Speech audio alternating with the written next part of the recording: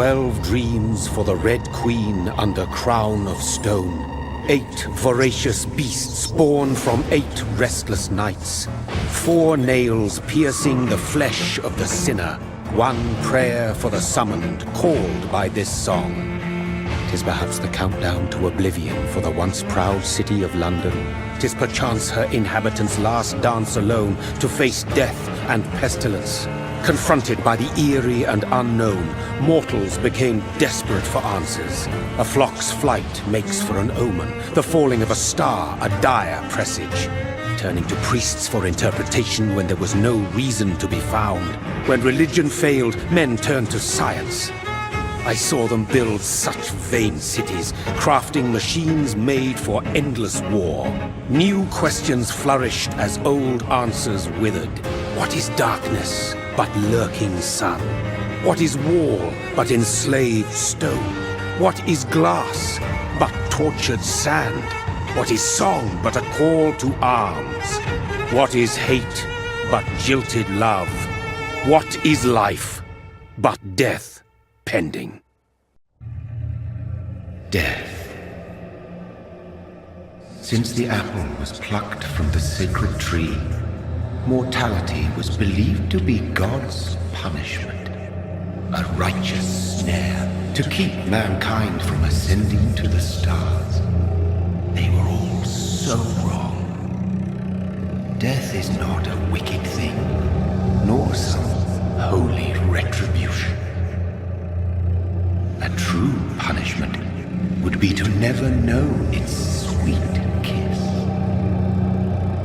Awaken from the harshness and be born once more.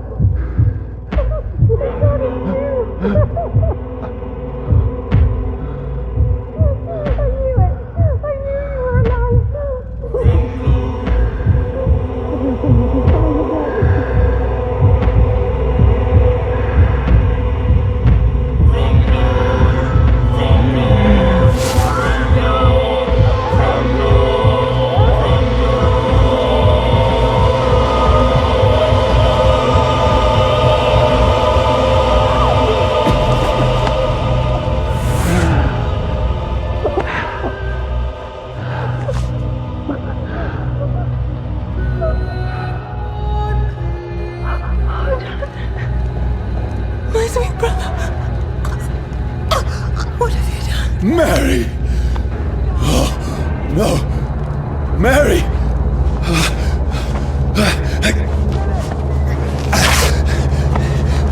Hold on! Please, hold on! Oh, God. Oh, no. Mary! Mary!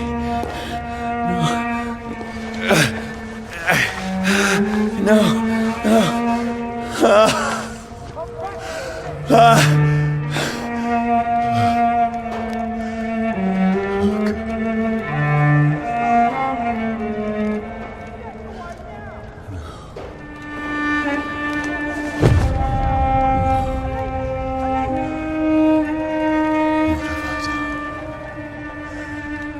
This horror, it's a nightmare.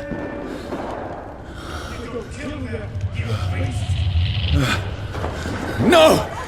Please, a moment, let me explain!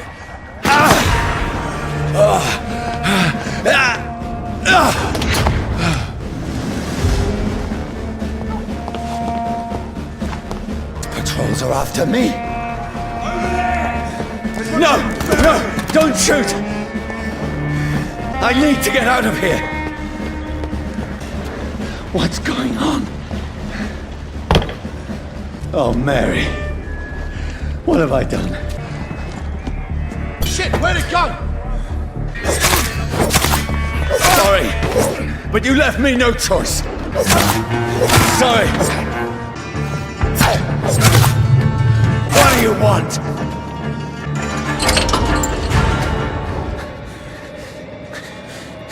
I mean you no harm. I need help. Die, you fucking leech! Please, listen to me. I can't make any sense of this. Shut up, beast! Who are you? What is this all about? What in God's name? I'll do the rest of the job. Just leave me.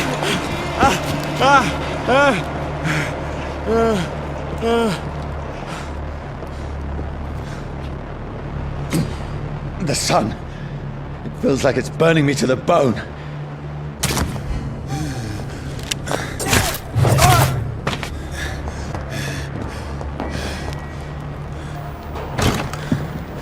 Is anybody there? What is this place?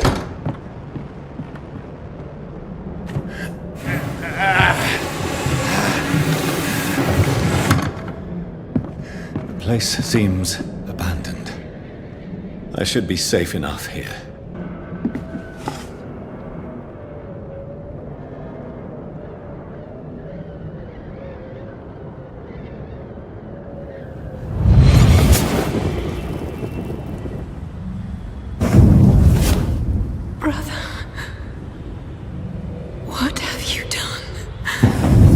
Mary!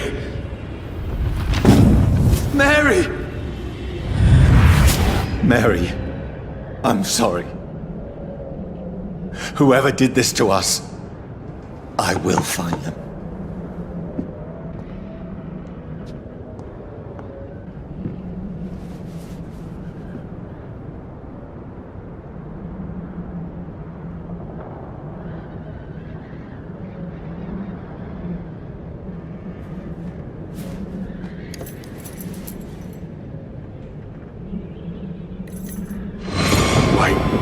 This one's dressed up fancy. Let's run through his pockets. Picking the dead's pockets? Are you serious? I've still a rent to pay. He's got no more responsibilities. What's this? Gold watch. Beautiful it is. We fancy it to share the takings. I suppose we are undertakers. Now, give him an Eve.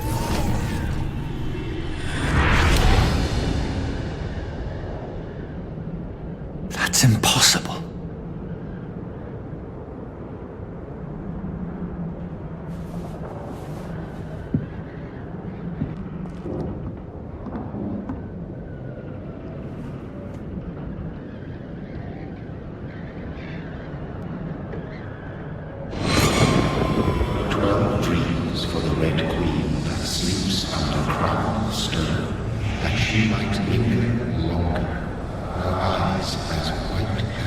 Who goes there? A prayer summoned by warring song. A child born from darkness must accept of his power. Who's there? Are you referring to me?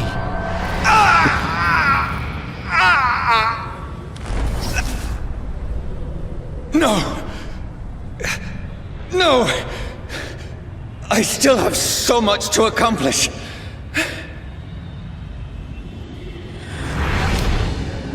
I still have so much left that needs doing.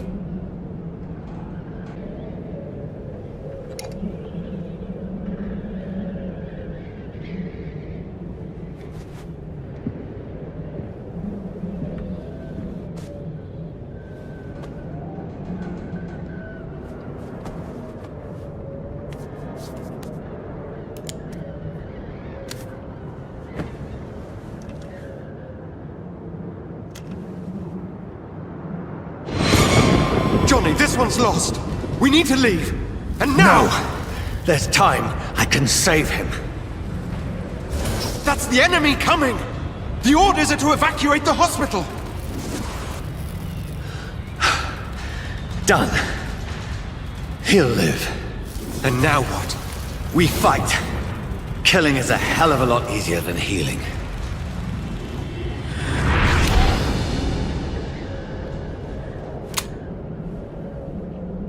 No, it never got easy.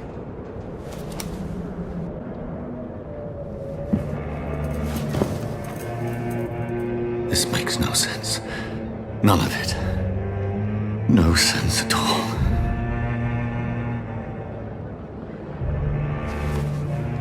It's a nightmare. That's it.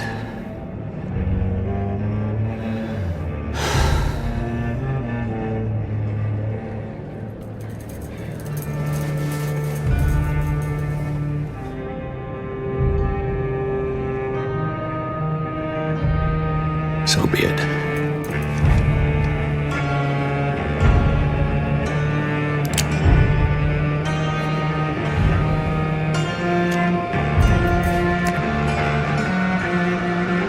Rational thinking only.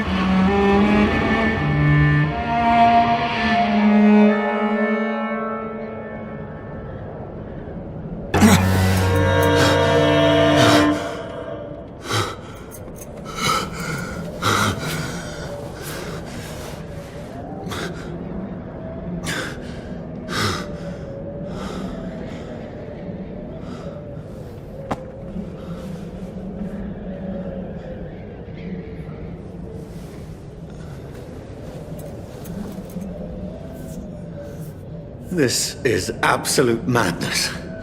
I've lost touch with the real.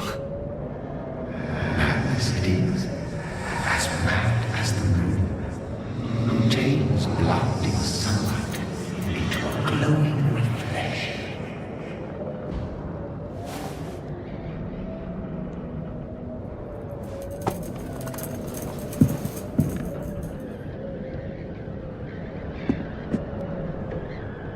Voice in my head. If I'm not mad, then it must belong to the one who made me what I am. I must find him to understand. Where is it? It's closed. These people want me dead.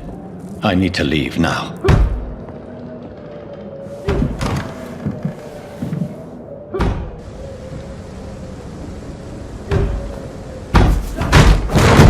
Here's the leech. Here!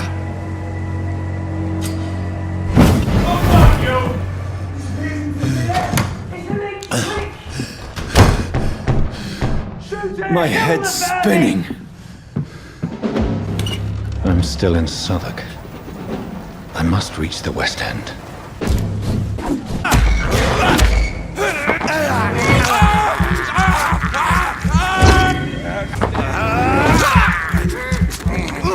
There's a strength I never knew I had. Another corpse. Have the very streets of London become a mausoleum?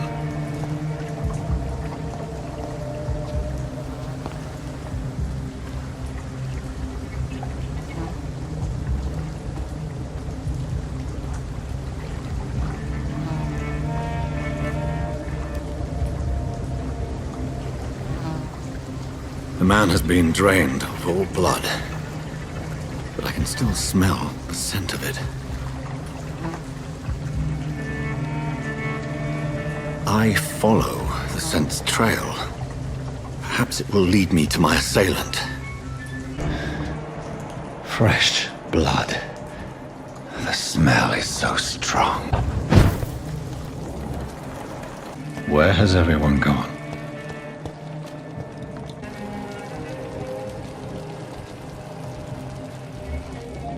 At last, a little life. Good evening, sir. I wondered if I could ask for your help. Wow, you look like you need a drink. Yes. I apologize for my outfit. It's been a long night. Been there, seen that. Don't worry, things can only get worse. What's going on around here? It's like everybody is hiding. You must be new here. Have you not heard about the murders? Everybody fears the return of the sewer dog. Who is this sewer dog? It's the local bogeyman. Convenient answer for every crime that happened for decades. You murdered someone, blame the sewer dog, eh? You make it sound like it's a fairy tale. People will always believe in monsters. It's easier than accepting their own darkness. We can all be monsters. I'll leave you to your bottle then. Are you always open this late at night? No, it's only since the epidemic started. Tom thought that people may need a safe place to stay. You don't seem to have much business. Where is everybody? Well, most people are sleeping right now. And those that are awake tend to avoid going out. What with the murders and all. What's going on around here? Where is everyone? Too many dead, sir. First the epidemic, and now all these terrible murders. My God, sir, you look like Jonah's whale just spat you out of hell. Can I get you a drink? No, thank you. I'm not thirsty. Well, grab a chair and get some rest. This is going to be another long night. I'm looking for someone who might have passed through here recently. Wondered if you might help. It's been quiet tonight. The only other person I've seen went straight up to his room. Thought it was kind of rude, actually. You mean he's still here? Well, yeah. He paid for the entire week. I need to meet this man. I have questions. Just climb the stairs and knock on the first door. I heard him open his window, so I guess he's still awake. And, sir... Yes? No funny business, you hear me? This is a respectable establishment. This is no place for you. Prewen has several patrols roaming the area. They do not pursue me. But they're looking for vampires, and they're most efficient. They'll not relent until the killer has been identified. I have a common objective, but I require... Shh. I think someone is easily... You, sir? You might as well come in, whoever you are. Slowly, vampire! Who are you? I mean you no harm, saith the vampire. Present yourself! I need a word. Would anyone?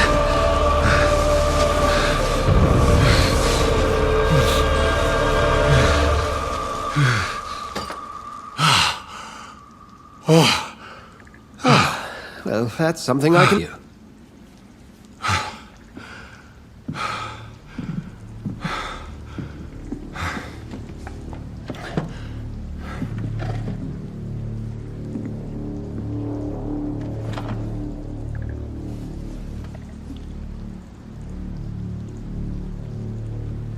And who might you be? Tell me, who are you? First, tell me what you want. Then I may tell you. That's none of your concern. Sir, you have entered my room in the middle of the night, pale as a corpse and shaking like a tree. So please, indulge me. Someone is molesting people. In fact, killing them. Biting them. The calling card of a vampire, like you. You seem the expert. How would that be? I have my secrets, as you have yours. Then if you are not a vampire, who or what are you? Dr. Edgar Swansea of the Brotherhood of St. Paul. Forming an independent investigation here in an attempt to understand precisely what is going on. Then help me find the culprit. I may. If you'll first tell me why you opened this door. I followed a trail. The scent of blood from a recent victim. It led me here. You thought I was your aggressor. That explains a great deal. We're both chasing the same shadow. A shadow, indeed. Yet I heard his voice in my head. was a moment I believed I was mad. You should let me handle this affair. You've no idea what you're up against. No. I will find the monster. He is mine. How will you do any better than I? But then let me ask you this. What are your intentions if you find the killer? I'll end him. Then I can only wish you good hunting. And pray we shall meet again.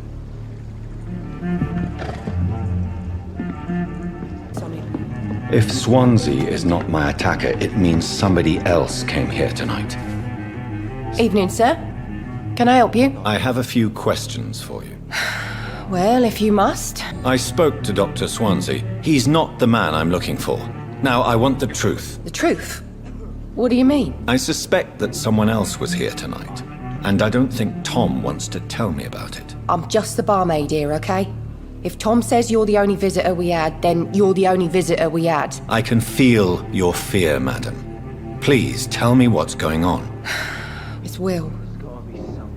William Bishop. He came in here earlier tonight and he...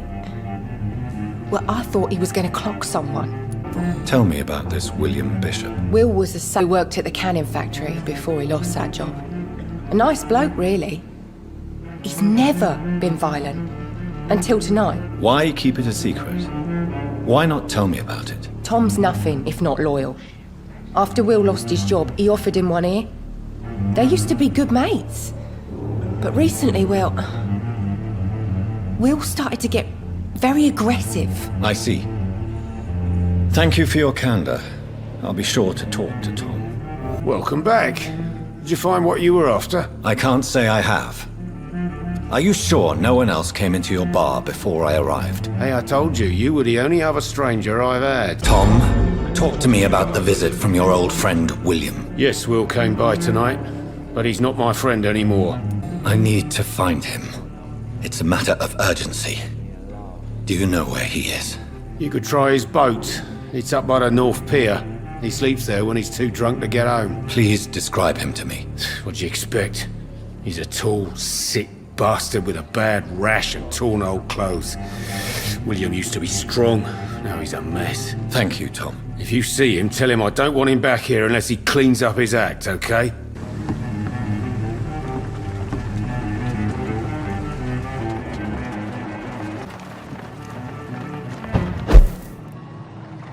Fresh blood.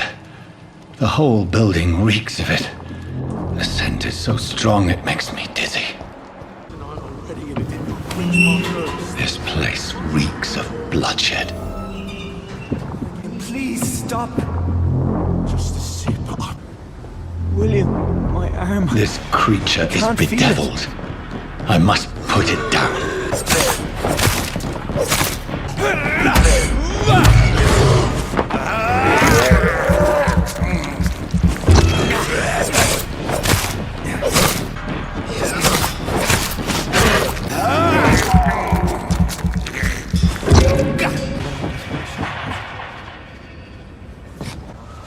William was an honorable man.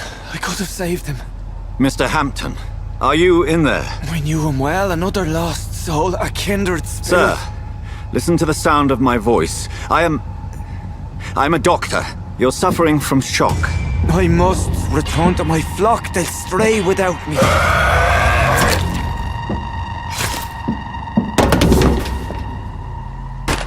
Remember, certain skulls are every bit as resistant as we are. Who are you? What do you mean by skull? You truly are a newborn. I should have realized. Wait, you are the woman from the bar. Are you like me? Can you help me? I believe, sir, I already have.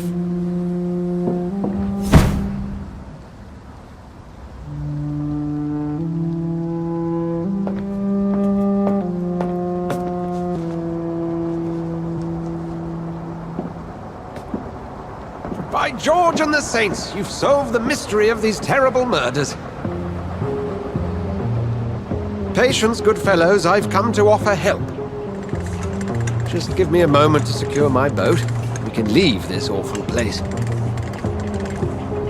William was not they claimed. He was just taken by the thirst. He needed his drink. This man requires medical attention. We'll see he gets to the nearest hospital. No, please, I must tend to my fold. My flock needs me. There, sir. Go with the good Dr. Swansea. He's resourceful, and I'm sure he'll take good care of you. You'd best come as well. The sun is soon to rise, and you'll need a place to rest. I just need a moment. If I can learn something about what has happened to William, I'll be a step closer to understanding what happened to me.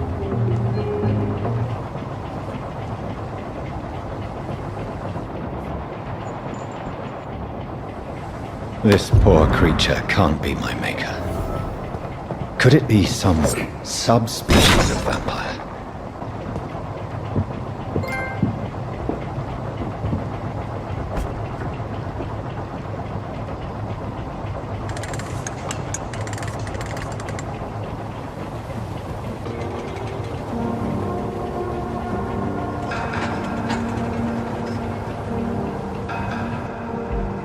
Where are we headed?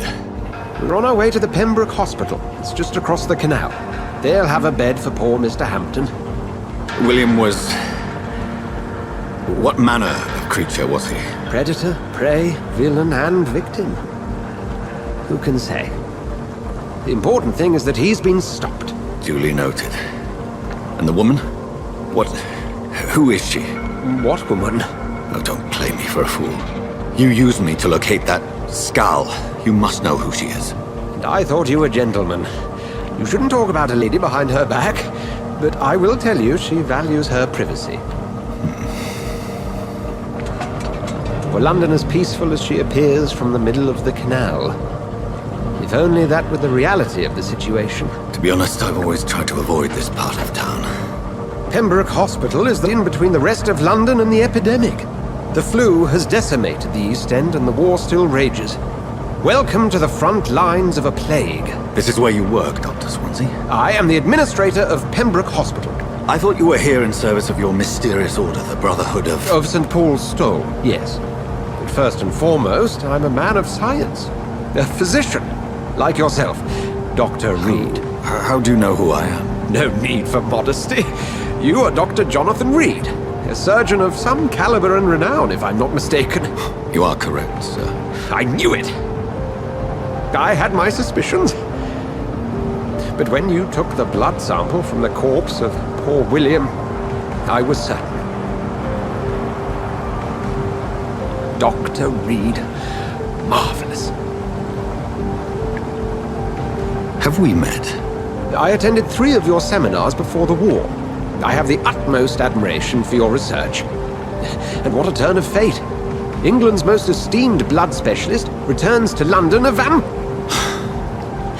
That word, again, from a so-called man of science. I understand. Traditionally, the role of science is to refute myth, but when myth walks among us, the Brotherhood of St. Paul has dedicated its purpose to their study. There's so much for you to learn. Of that, you are right. Well, then let me be blunt. Join my staff at Pembroke Hospital. As a physician. I suspect you'll not find a better post of employment to contemplate your predicament. This is sudden. I was returning home to see my sickly mother. But alas, that was before contracting this... affliction. Dr. Reed, take a moment to consider. The post would be for the night shift, providing a good explanation for your absence during daylight hours. You'll be adequately reimbursed, and have a place to hide. I even had the forethought to bring some clean clothes.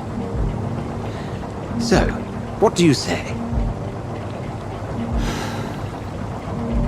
It seems I have little choice, but yours is a generous offer, so I thank you. Brilliant! Oh, Jonathan, this is one for the book, and the beginning of a beautiful friendship.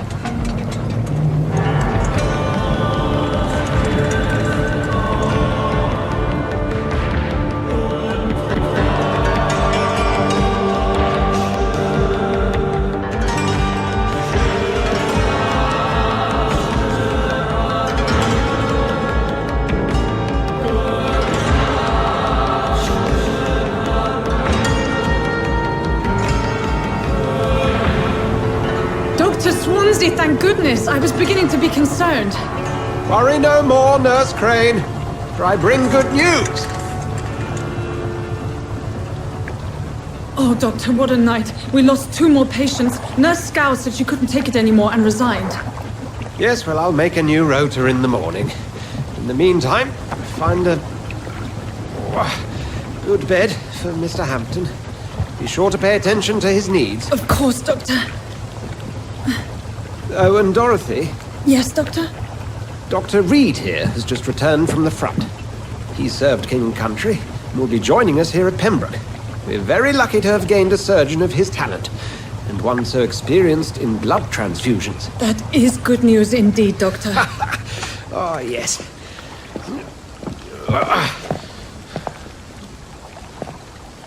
Here at Pembroke, it's not what we have, but what we haven't. It's only thanks to Nurse Crane and the staff that our ship doesn't sink. If you have any questions, just ask her. Duly noted. Thank you. Your assistance is required, Dr. Swansea, immediately. Welcome aboard, Jonathan. We'll catch up after my rounds. Coming, Nurse Crane. I'm coming.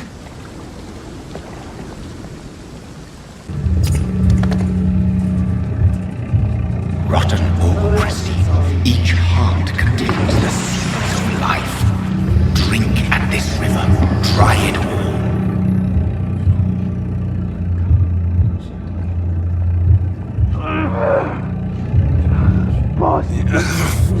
Oh, come on, you bastard!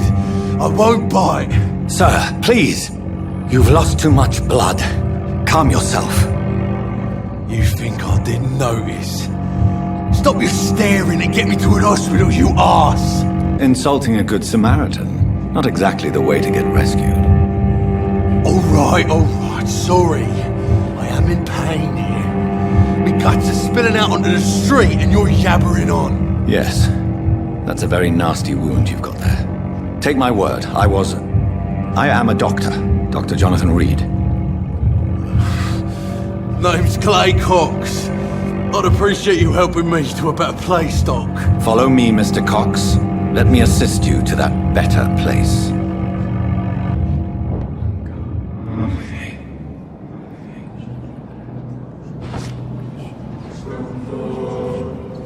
Bring this fading light into the shadows. Dance with him the dance of life and death.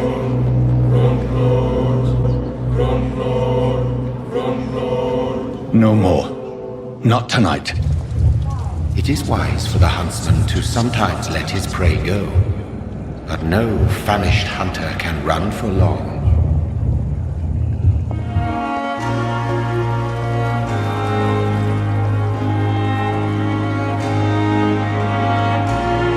Good evening, nurse. I'm Dr. Jonathan Reed, the new surgeon here at the Pembroke. Dr. Swansea has already told us about you, sir. I'm Nurse Gwyneth Brannigan. Welcome to the Pembroke Hospital. Did he really? It's a good thing I wasn't hoping to keep a low profile. All members of staff have already read about your new blood transfusion technique. Dr. Swansea made sure of that. I see. Well, I'm a little surprised, but I suppose I'll just have to deal with this unexpected notoriety. You must know, blood transfusions are Dr. Swansea's primary subject of research. He is convinced it is the future. How are things here? Not good, to say the least. We're struggling against an invisible enemy, more lethal than any bullet from a gun. It's hard, Doctor. An invisible enemy? Quite a poetic term for a disease, especially from a nurse. Sorry, Doctor. These last few weeks have been exhausting. We could all do with a good night's sleep. Do you think this hospital can survive the epidemic? We are all volunteers here, and we're trying to hold fast, but how do we beat an invisible killer? Some nurses have already resigned. I'm not familiar with all the staff yet. Perhaps you could help me. Brilliant professionals, most of them.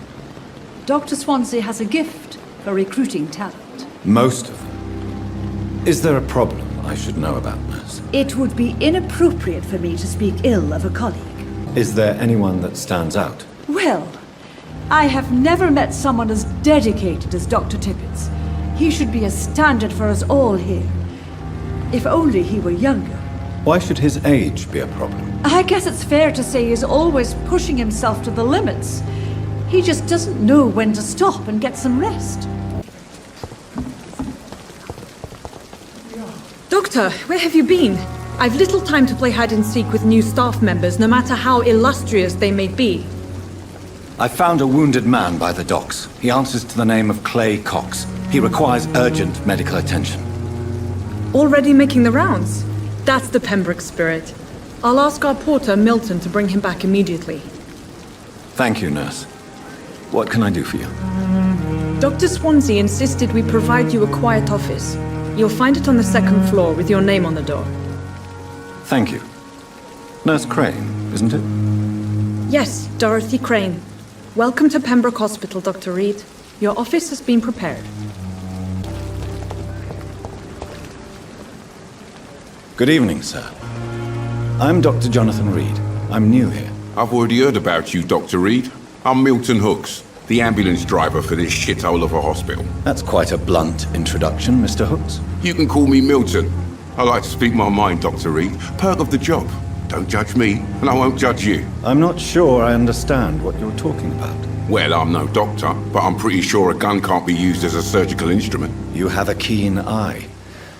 I learned to shoot during the war, and have carried one ever since. Old habits die hard. No need to explain, Dr. Reed. And if you ever need a better gun, remember, I may have something for you. Dr. Swansea is right.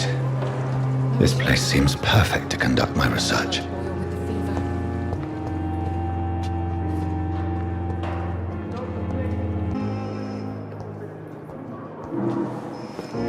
Good evening, Doctor. I believe we're going to be working together. Dr. Reed. Dr. Swansea informed us of your arrival, but I could not dare to believe we'd have such good fortune. Such an honor, sir. Thank you. And you are? I am Thoreau Strickland, Dr. Thoreau Strickland. I'm a great admirer of your work, Dr. Reed. This must be the place. It's definitely away from prying eyes.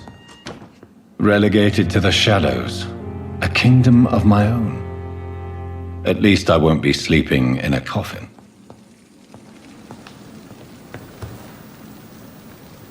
William Bishop's blood is much more unstable than human blood and shows extensive mutation. But this is not what happened to me. I'm not one to make wait, Doctor. I've patients to attend. Yes, Nurse Crane? How can I help you? I'm so sorry. I know Dr. Swansea wanted you to rest, but we have somewhat of a crisis. A crisis, you say? Our supply of antiseptics is nearly depleted. I was hoping there was another box up here, but... What type of hospital are you running? No antiseptics? You have been away too long, Doctor. With the war and now this epidemic, supplies have been running scarce for months now. I may have a solution. In France, during the war, drugs shortage was a daily problem, and we had to use our wits to overcome the shortages. However do you mean? If combined correctly, certain household chemical products can be used in a pinch instead. Now, where's the hospital storeroom? The storeroom? Fat chance. This is the Pembroke, and space is luxury we don't have. Everything used to be stored in the old morgue.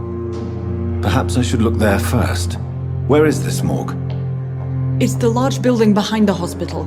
You'll need to go in the back door because it's been sealed off for sanitary reasons. Take this key. It opens a small back entrance at the end of a narrow street. The abandonment behind the hospital. A small door at the end of a narrow street. On my way then. Thank you, nurse.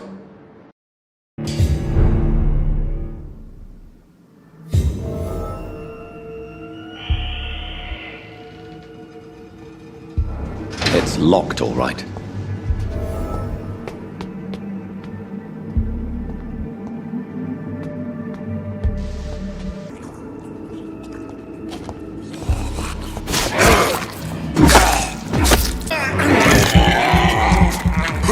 Behavior is similar to the infected William Bishop.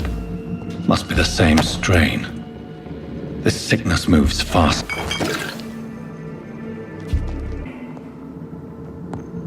This key will surely grant me access to the basement.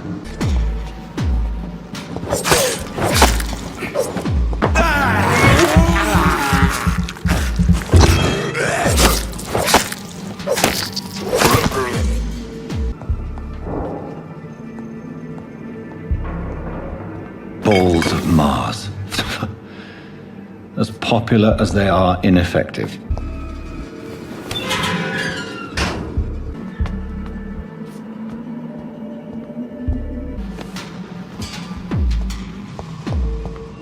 These skulls feed from corpses and the husks of animals.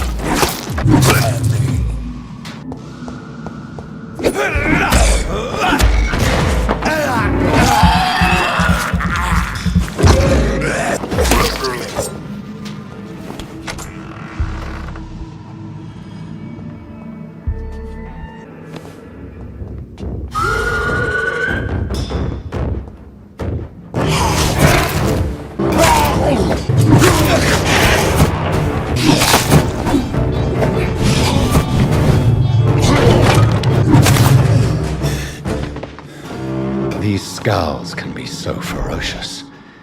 I'm not sure I can defeat them without becoming stronger. To drink blood is so tempting.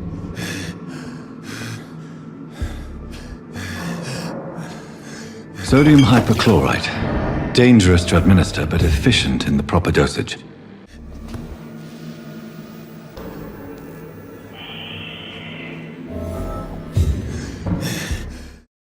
Finally, you've returned, Doctor. Did you find anything of value? Yes, nurse. You've worked your first miracle, Doctor. Now, this patient here needs immediate treatment. Duty calls. When the storm has passed, I'll show you how to mix the remedy yourself with the same basic ingredients. Many thanks, Doctor. When you've finished, you ought to report to Dr. Swansea in his office. He's been looking for you. Seemed pressing. Please, Jonathan, come in. Fascinating, is it not? In the last decade, so many mysteries have been brought to light with our microscopes. The human body, biology's penultimate frontier. The more we explore its boundaries, the less we're able to trace a clear line between life and death. You, my friend, have a foot in both countries. The view must be vertiginous. It's at least as vertiginous as chatting about vampires with you, I would say. This must be all so new to you. This area of town, the hospital, a brand new life. How stimulating it must be. I wish I could share your enthusiasm, Dr. Swansea. But my condition defies scientific categorization. Undead? Unalive? Immortality defies logic. I cannot express my thrill at this serendipitous turn of events. The world's most eminent specialist in blood transfusions, a vampire. One might say a gift from heaven. It may seem strange, but your words have brought me some comfort here. Forgive me. I've been an admirer of your work for a long time, and now you are so much more than a brilliant physician. And please, call me Edgar. There is no need to apologize, Edgar. You offered me sanctuary when I had none. Very well. I have a task for you, Jonathan. Something that will require all your newfound skills. Please, go on. The Pembroke only survives through the generosity of our benefactors. Unfortunately, our main donor has found herself in a bit of a bind. Now, if you could help her out... A spokesman or politician is what you need. That's not my calling. And until I come to understand what has happened to me, I require discretion. Discretion is in order, Jonathan. Lady Ashbury has recently received rather indelicate correspondence that, if revealed, would jeopardize her position. And you would like me to eradicate this threat?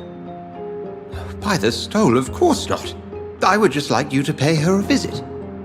Her ladyship is certainly near the tents outside, tending the sick. You can't miss her. Look for someone impossibly delicate. Accepted. I'll see what kind of trouble Lady Ashbury is in.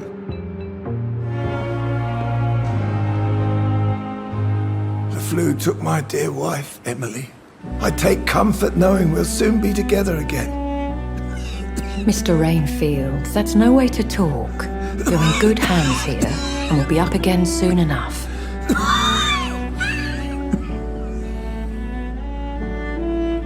Now do me a kindness and get some sleep. I'll be back round later. Your words are kind, the blessings of an angel. You're the sweet, sweet Lady of Mercy.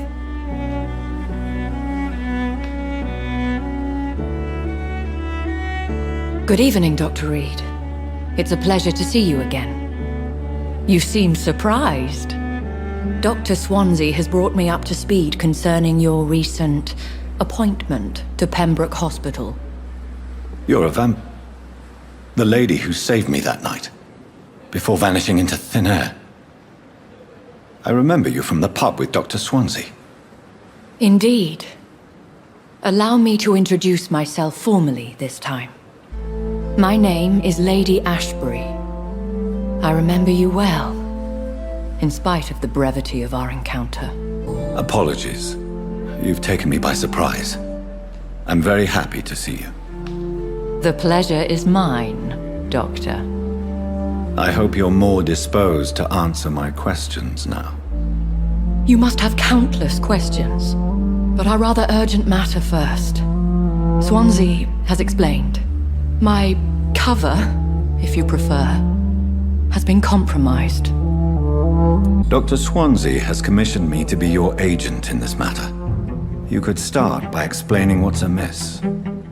These past insufferable weeks, I've been the victim of extortion. I've made a first payment, but the blackmailer grows greedy. I must refuse his most recent demands. Please continue. Every detail is essential. I'm your man. My embarrassment in this matter is eclipsed only by my shame at having put the hospital at risk. The threat from our anonymous scoundrel is clear. A list of dates. My visits coinciding with the dates of suspicious patient deaths due to massive blood loss. I'll take care of it. Do you know where I should start? If that was the case, I'd settle the matter myself. You could talk to our local gossip, Harriet Jones. Not a pin drops here without her hearing about it. I'll meet that woman now. My life, as others know, is in your hands, Dr. Reed. I'm sure of your discretion, but I do fear your powers of persuasion will be put to the test. When this is resolved, I'll be your obligé. I'll answer all questions in regards of your condition. What is this? Who are you? Get out of my room. There's no need for alarm, madam. I'm Dr. Reed, the new surgeon. Preposterous. Dr. Reed, you say? I don't want some bumbling intern. Where's Dr. Swansea? Please, calm down, madam. I assure you that I am highly qualified. I'm just back from war duty. How brave. Threatening an old defenseless woman. You know how long I've been a patient here? You've picked the wrong fight. I'm Harriet Jones. Harriet Jones? Indeed. I've been meaning to have a chat with you. You know what goes on here better than any other patient, I gather. Oh, better than any patient, nurse or doctor. I've seen so many vile undertakings. I heard there have been some despicable goings-on. Was there a case of blackmail? Blackmail? Wait. You're investigating something. This isn't a social call. One of those incompetent cunts slit a poor sod's vein. I assure you, madam, this is not an investigation into a possible medical error. Debauchery, then? Nurses Crane, Hawkins, Brannigans, whores, all of them. They can't keep their legs shut. I've seen them scratching slutty sores. Really? Well, if you have irrefutable proof, I'll not have the staff behaving in such a manner here. This is your business, Doctor, not mine. But I swear one of the nurses is cavorting with some man on hospital hours. Thank you for your time, Miss Jones. You've given me something to go on. See you on the next round. Good evening, Nurse Hawkins. Good evening, Dr. Reed. What can you tell me about the strange man visiting one of the nurses during her shift? Let me guess. You spoke with that old shrew, Harriet Jones. Do not pay attention to her, Doctor. She's full of fanciful tales. Good evening, Nurse Brannigan. Good evening, Doctor. Have you seen a strange man visiting any of the nurses here? I've never heard of such a thing, Doctor. You're sure you don't come back with me? Nah, I have to see someone at the hospital. Be careful. You look so bad they may keep you as a patient. Fuck 'em. I don't like hospitals. Or doctors. Well then, when you go back to Whitechapel, you may find this useful. What is it? A pass for a free medical exam by the best nurse available. Just read it. I don't read well, but thank you, I guess.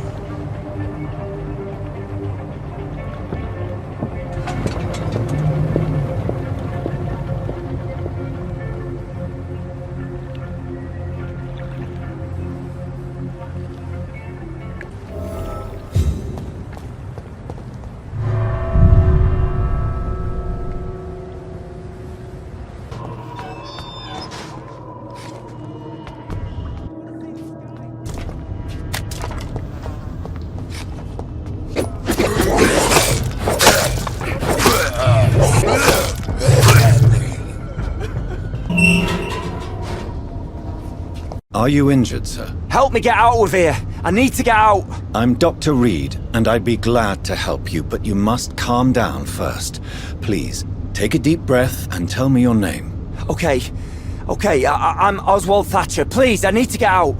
Mr. Thatcher, your friend Newton sent me to help you. Do you remember him? Yes I do. Good. Now leave this place and enjoy the cool night air. It's quite invigorating. I'm sure you'll feel better if you do.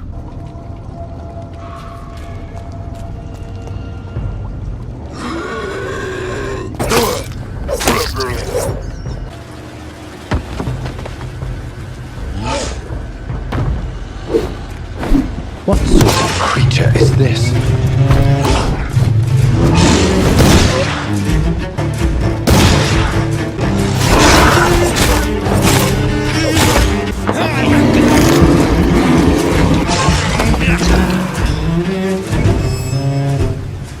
Here's what's left of him. Not a lot to check, but I should anyway.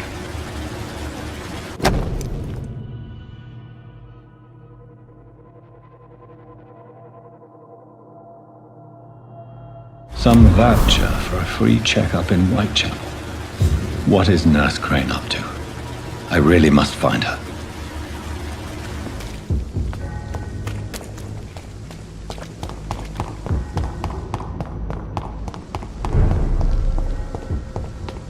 Let's be on your way out. When did you join the guard?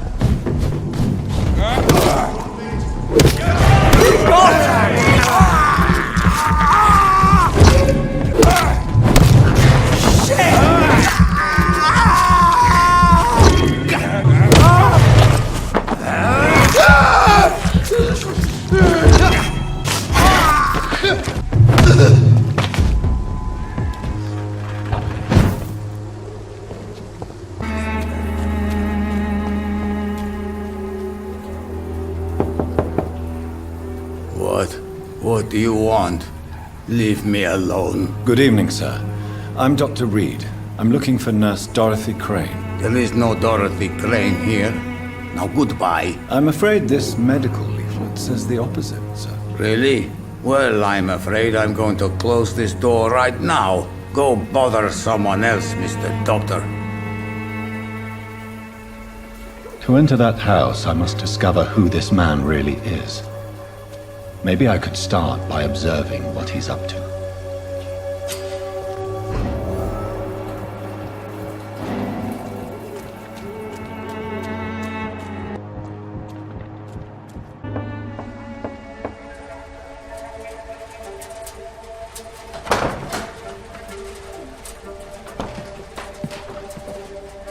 A strange man was at the door with a pass for our medical facility. I refused him entry.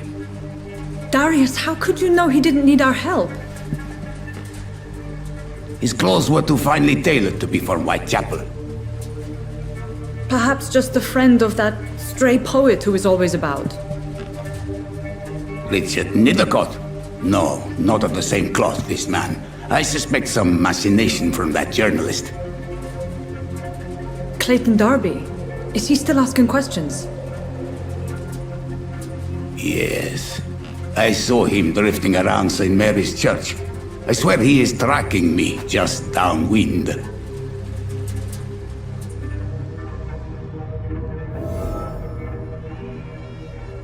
I must talk to that journalist or the poet. They must know about Darius. Nearby the church they just mentioned. Excuse me, sir. Are you familiar with this part of town? Name's Clayton Darby, reporter. Sorry, I'm new to Whitechapel. But perhaps you could help me since you're a journalist. My name is Jonathan Reed. Dr. Reed, the famous surgeon. I'll gladly help if I'm able, sir. I heard you're investigating an underground medical dispensary in Whitechapel. What do you know about it? Not much, I'm afraid. They are wary of strangers, and I'm not really an acquaintance of theirs. Why do you care? I'm afraid one of the nurses from the Pembroke Hospital may be involved with unsavory activities. Ah, could it be Dorothy Crane? Without a doubt, you are a damn fine journalist, Mr. Darby. What do you know of her accomplice, a man named Darius? I don't know much about the man. He's very cautious.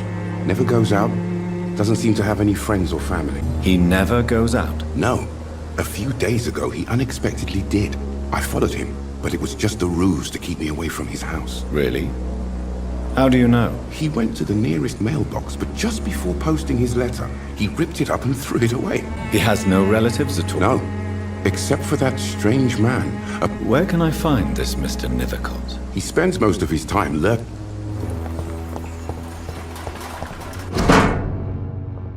The content of Darius' letter to his children could give me more leverage to enter.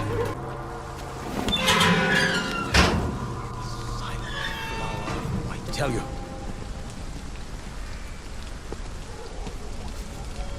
Good evening, sir. I'm Dr. Reed. I would like to ask you a few questions. Please be my guest, although I may not be the best informant regarding this part of town. My words speak about that which the eyes cannot see. Really? Are you an artist of some kind? I'm a poet, sir. Richard Nithercott, at your service. May I ask you a few questions about the district? Extraordinary part of town, is it not? I'll be glad to help you, if I can. What can you tell me about an old man called Darius? Darius Petrescu? Yes, I know him. At first, I thought he was only a small publisher. I invited him to publish my work, but his reaction was pretty clear. Not interested in your talent? Darius is an old political activist who takes delight in printing tracts and lampoons. Those communist activities only require mediocre writing skills. I'm looking for Dorothy Crane, a nurse who lives in this vicinity. Dorothy Crane. Oh, I love the name. The Crane of Whitechapel. Sounds very mysterious. But, sorry, no, never heard of her. I'll leave you alone. Darius is a bit less of a mystery now. It should not be that difficult to incite him to let me in. Mr. Petrescu, just 1 minute, please. You again? Go away. Sir, wait. Stop this nonsense. I know Nurse Crane is here. Shall we speak man to man, you and I? All right. Speak up. Don't you see we're on the same side? We fight to help the poor, sick, and abandoned. I'm nothing like you, Mr. Doctor. Yes, you are. You too believe in providing medical care without charge. You know what we have to sacrifice to make the world a better place. I have to admit your words have conviction. All right, I'll let you see Dorothea. Don't make me regret this, though.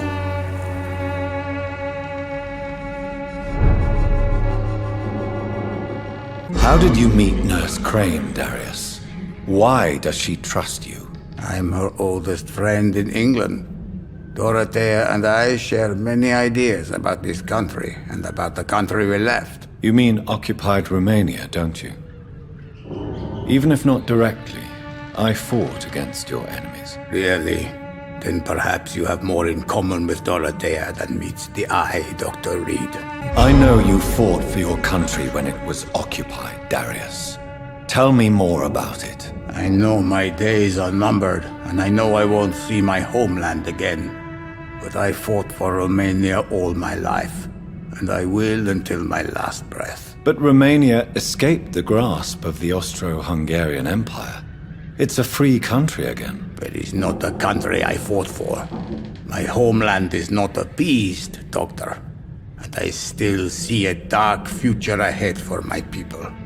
Tell me everything you know about Camellia, the mute florist. I do not believe in the afterlife, Doctor, but I'm almost convinced Camellia is an angel.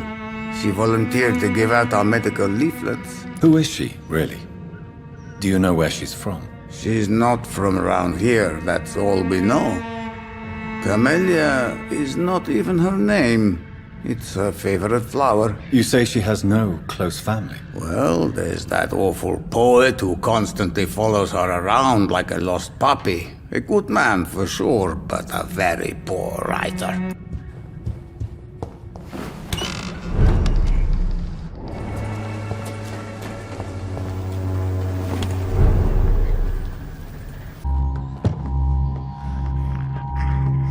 Nurse. Patient Razvan Vasily, high fever running on 3 days.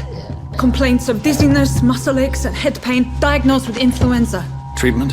Aspirin and salicin for the fever and discomfort, liquids for dehydration, but he's having trouble keeping even water down. Thank you, nurse. Anything else I should know? He did lose consciousness this morning, but he's never had convulsions like these. He's not convulsing, he's choking. He's not getting any air. Scalpel! Hand me that scalpel! What can I do, Doctor? It's too dangerous to operate with these convulsions. Sedative, nurse. Do we have any anesthetics? I'm sorry, Doctor, none at all.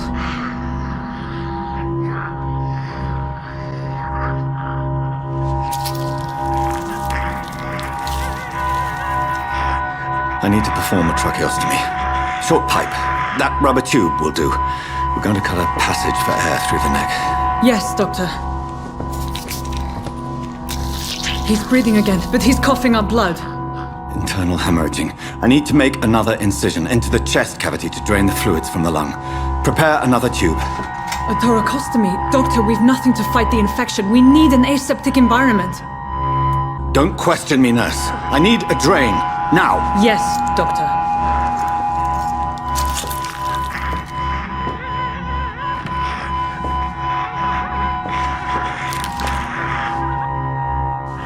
He's still bleeding, Doctor. I'm losing his pulse. The drain must have punctured the intercostal artery. There's too much blood. Are you all right, Doctor? I can't see.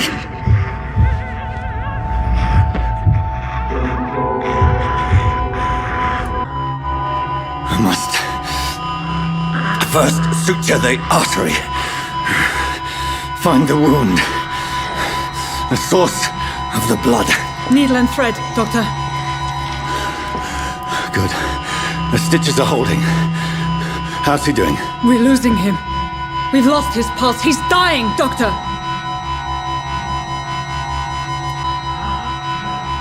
A dose of epinephrine, now. Yes, Doctor.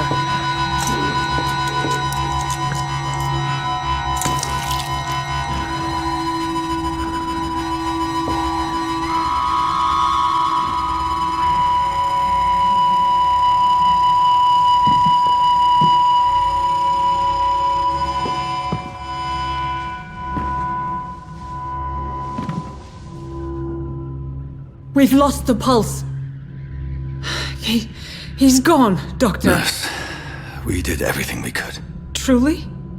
Everything you could? Is that how you'll report this in your log? Is this how the war went? Piling up one poor corpse beside the next? This was not an influenza-induced seizure. I've never seen symptoms like these on the continent. Neither have I. But the previous symptoms leading up to this attack were the same, indistinguishable from the epidemic. No. There was something more vile in these reactions. Something primitive. There have been numerous reports of mental breakdowns caused by the fever that accompanies the flu itself, Doctor. Yes, but... I'd best take some samples of the blood for analysis.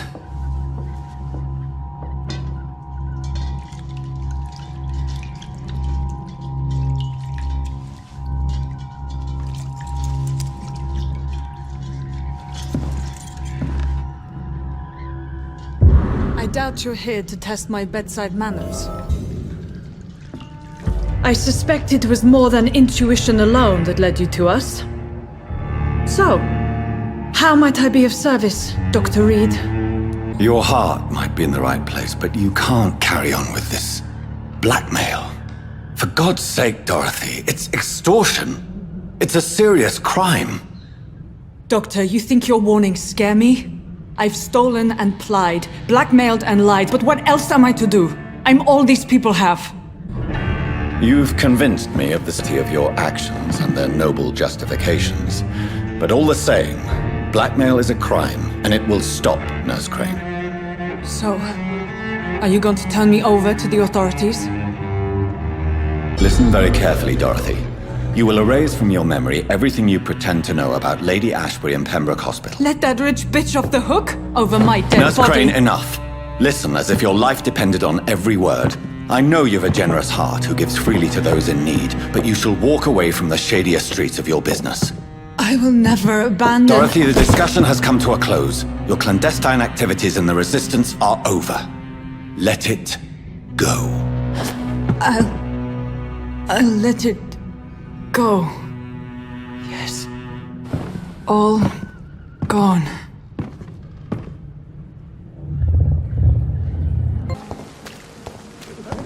So lucky to have. I met in York. If only there were more of us, with less resignation.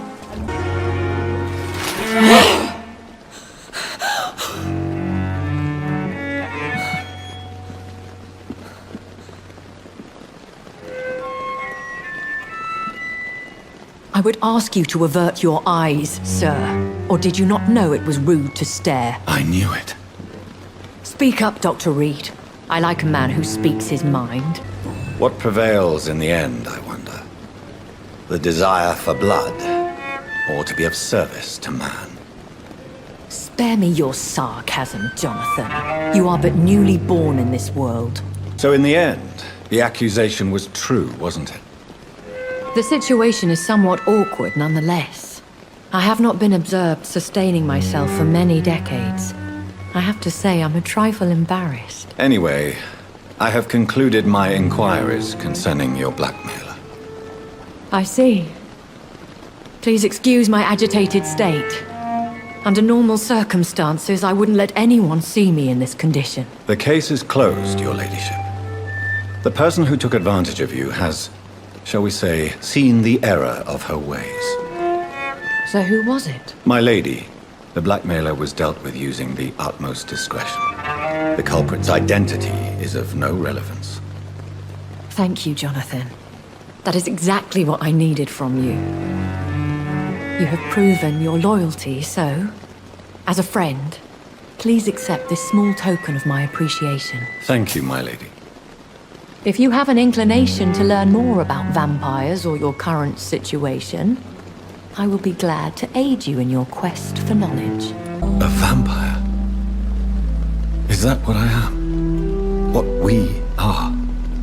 Such a crude word, defined by penny dreadfuls and drunken hacks. No. You are now an Ekon, and that you shall remain. So we are Ekons. How can I identify us amongst other vampires? How to put it? All Ekon are vampires, but all vampires are not Ekon. We are but a branch of the immortal tree. Are you an Ekon too? Yes, I am. We are the closest thing to what man refers to as vampires. Forget what you think you know about us. I bid you farewell, for now, my lady. I must quickly analyze the blood I took from Nurse Crane's patient.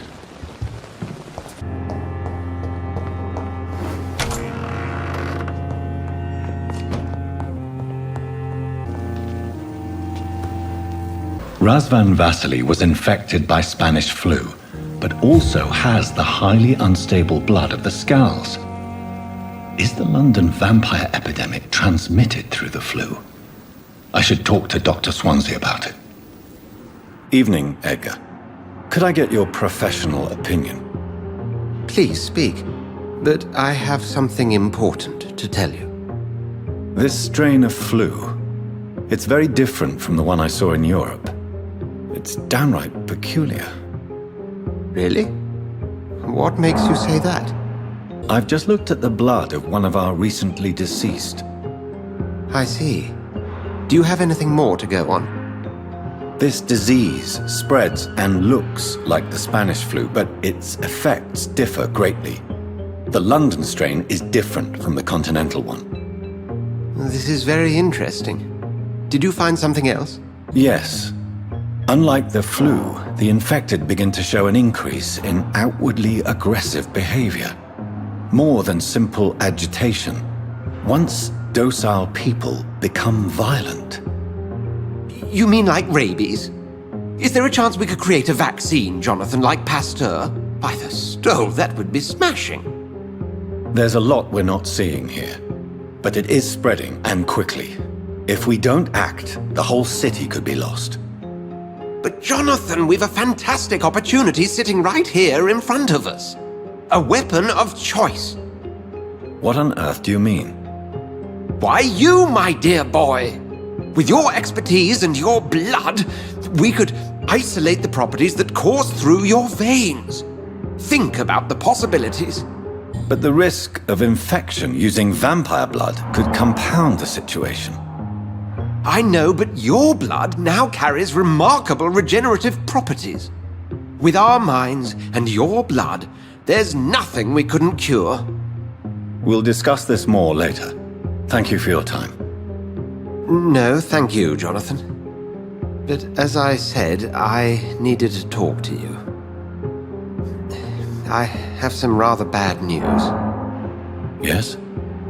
I'm afraid it's your sister. My sister? She's to be buried this evening at Whitechapel Cemetery. Your mother published the obituary this morning. I see. I'm sorry, Jonathan. Please accept my condolences.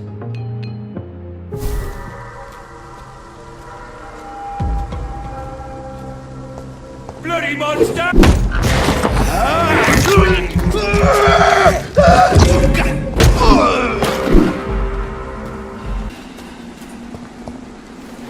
My dear sister, I don't know if I have the strength.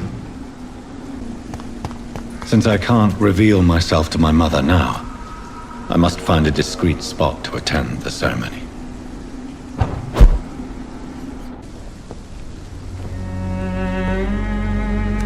I am the resurrection life.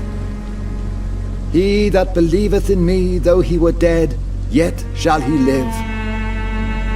And whosoever liveth and believeth in me shall never die.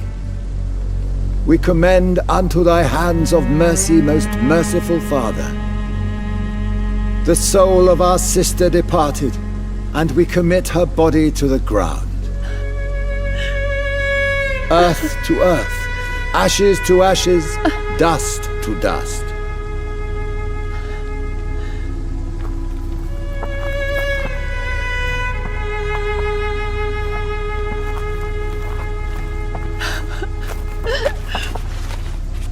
Why kill my Mary and stick her here in this cold, god-awful place?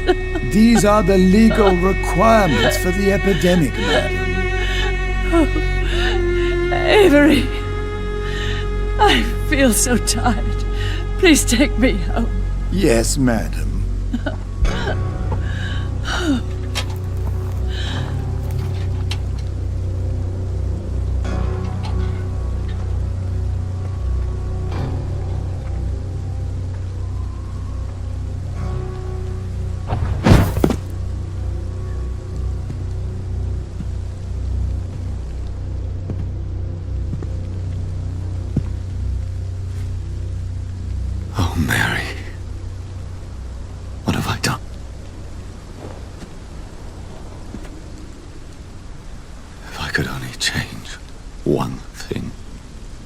One thing.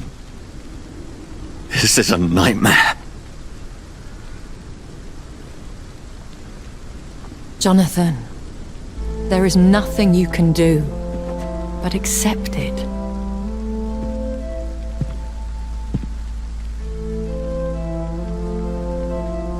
What brings you here? I thought you could use the company. I am so sorry for your loss, Jonathan. She was a good person. Vibrant, full of life. She was kindness incarnate, my Mary. You're a good person, Jonathan. And a young Ekon. A newborn cast into the night without so much as a candle to guide your way. She had been scouring the most dangerous parts in search of me. And it led to her death. Jonathan, don't. I still hear her last thoughts. They echo in my head. Her mind shattered, and it haunts me. Jonathan, stop. Listen carefully.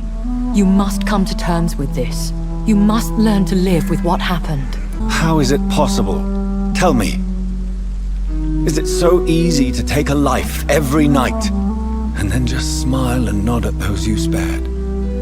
Don't you see? You're doing the work of our enemies, feeding your remorse. We are weakest when we grieve, and the guilt blurs our senses. And so this is why you're here. To warn me. You felt this pain yourself. You too have endured this. I don't want to lose you, Jonathan. I've lost so many friends. Loved ones I cherished. Pray for Mary's forgiveness, if you must. Thank you, my lady. I will. Good. But be careful. If I found you here, others may too. What should I do then? St. Mary's Church is not far from here. Go there and make your peace. Find the solace you need. My lady wants me to confess. No, Jonathan. It's you who wants to confess, I think.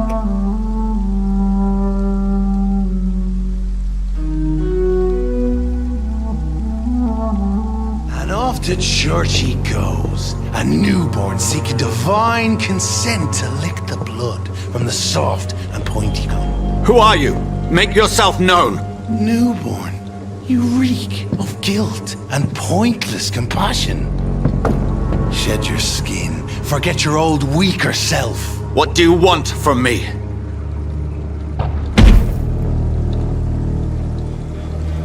Ascalon does not approve of lone wolves who bring unwanted eyes to our pastures. So your name is Ascalon? Ascalon's will is vampire law. Learn them, abide by them, or I shall return as your judge and jury.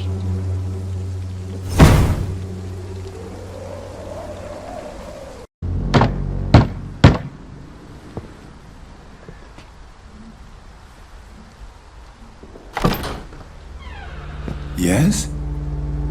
What is it that you want? I'm sorry to disturb you at such a late hour. No worries, my son. I'm still quite awake, having just returned from a funeral. Yes, I know. I've forgotten what I wanted. I don't know.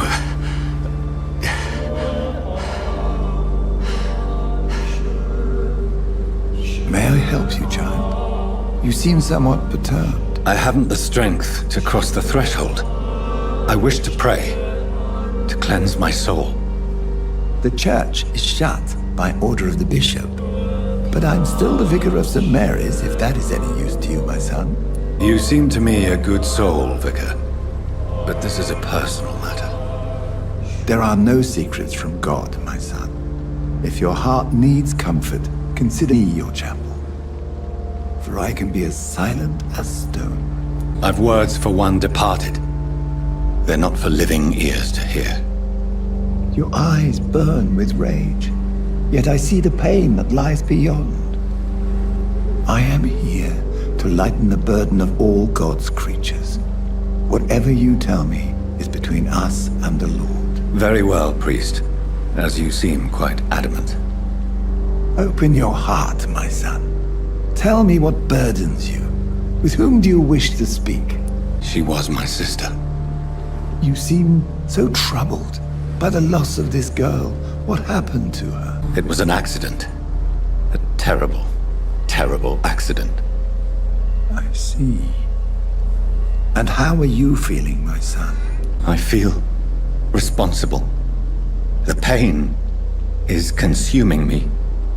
I have a final question for you, my son. This is of the utmost importance. Ask your question, Vicar. What would you like her to know? So sorry, Mary. I promise to find who is responsible for all this. I'll put an end to this horror. You have been heard, my son, and your burden will lighten if your words are sincere. Go in peace now, and live your life in the way she would have wanted.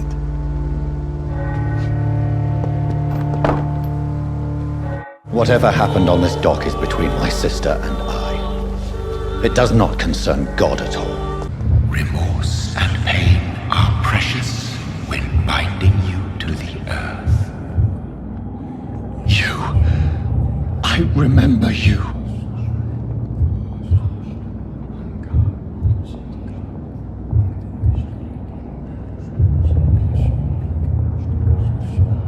Fear be gone. I would harm no child of my making. This is your doing. You made me. Made me this creature. What are you? I am the land. You are our champion. Tell me what you are. I am the whitened bones and blackened soil. The land made blood coursing through thy veins. What is it you seek? This age is sickly. An ancient poison, an older rage, brewed in a cauldron newly forged. This has something to do with the epidemic. Seek truth, my champion. Defeat the serpent of knowing with iron spur.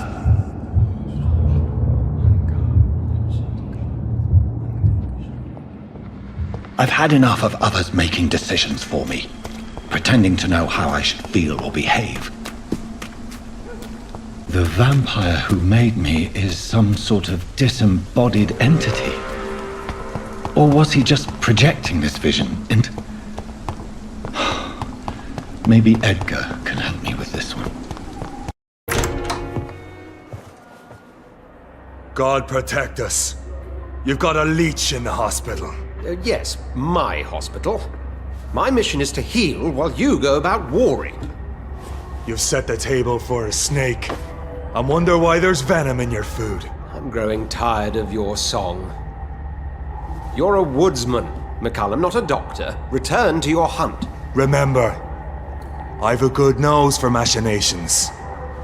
I can flare the scent at a mile. You can't hide from the god. Leave him, Jonathan. This is sacred ground. Neutral territory. And I just had the carpet cleaned.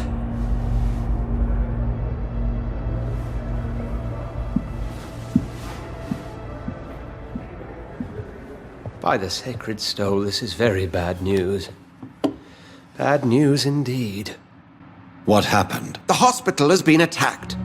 We have injured patients, at least one dead and several missing. This has spiraled out of control. Even the most infirm are asking to be allowed to return home. We cannot have the people lose faith in this institution. This hospital is their only hope. Of course, you're right. But we cannot afford a public scandal. It would ruin us. We must restore order, and quickly. You mentioned a dead patient. Who is he? She, Jonathan. She was Miss Harriet Jones. I found her room like a slaughterhouse. Blood everywhere. The duty nurse is taking care of the mess. Very well. I'll help you. I know this place means something to you. I have noticed how you suppress your appetite when around the staff and patients. You need to know you can trust me, Edgar. I do, dear fellow, I do. Please then, tell me. Sean Hampton, The man we thought we'd saved at the docks. It seems he was infected after all. So Hampton became more beast than man. Exactly. And now Guard of Prewen suspects the hospital of vampire activity. Do you realize what that could mean for us? Rest assured, I will protect you and your staff. McCullum is a fanatic. The Guard will stop at nothing. You don't know what they're capable of, Jonathan. Very well. Since I brought Mr. Hampton here, I will put an end to this.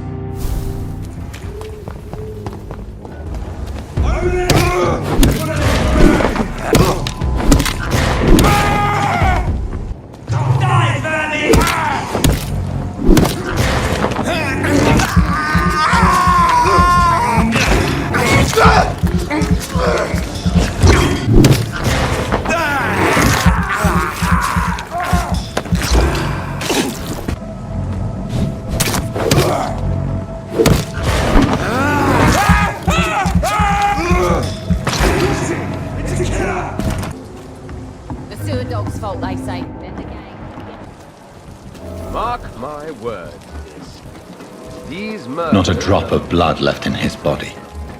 This is the work of a vampire. I'm a tracker of these creatures. A vampire hunter. You best be off to your hunting then. For if the sewer dog is back, folk, he needs a catching.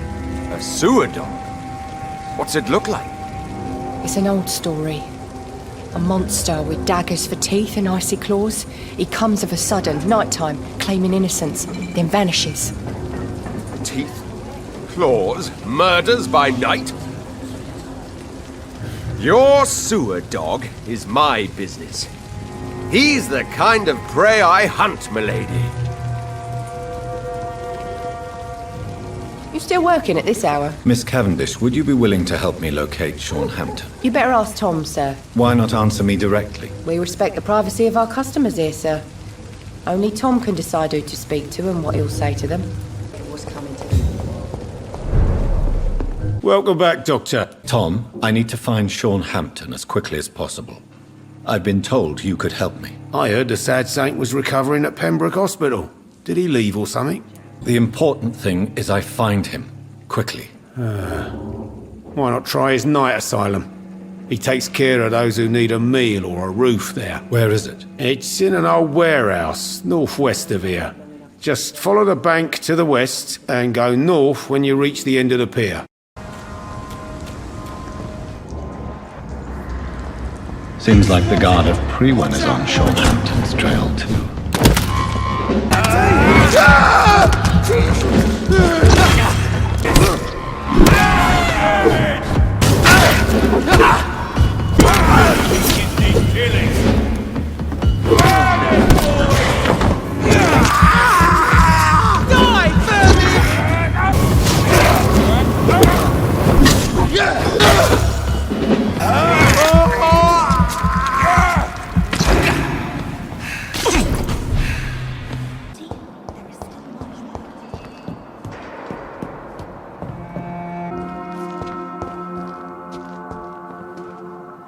Why the long face, Doctor? Is it all that worries you, Sean? My long face? Really? This is a blessing for me, to become a Skal. Immortality gives me more time and energy, if truth be known, to run a shelter. What more could I want? Since you left Pembroke, the amount of blood that has been shed, it's hard to believe you, Sean. Ask what you will. As the Lord is my shepherd, I will not speak a lie to you. Why did you kill Miss Jones at the Pembroke Hospital? Killed old Harriet? You must be mad, Doctor. Why would I do such a thing? People have been murdered. I've seen the blood. I don't believe you can be trusted. Have a little faith, Doctor. If you will follow, I will guide you to the light. How do you plan to do that? Take this key of the old sewers. The entrance is by the riverbank, south from here. There you'll find all the proof you need. I have to see for myself. But your sense of purpose and calm gives me some relief. I'll be here when you return. If you still think I'm a threat then, well, I'll surrender myself to your judgment.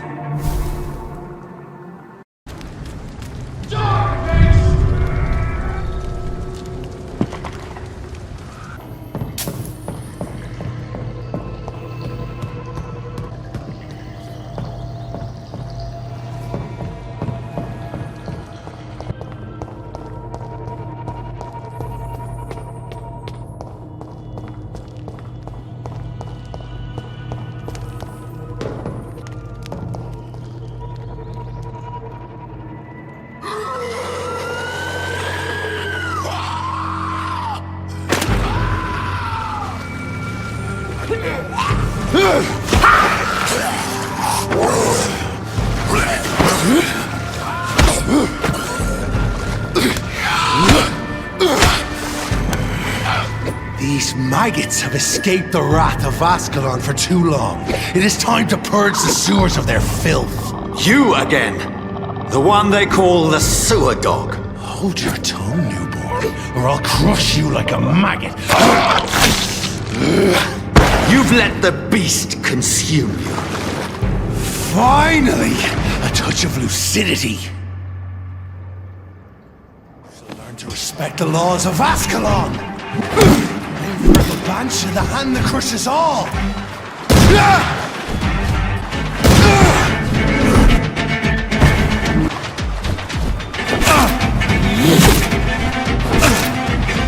And thine shall be a fair skull to adorn my mantle.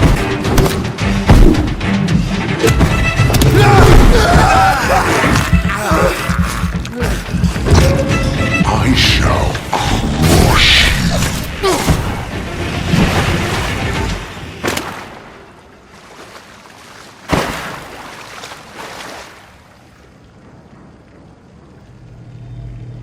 Has the final hour come, Ascalon?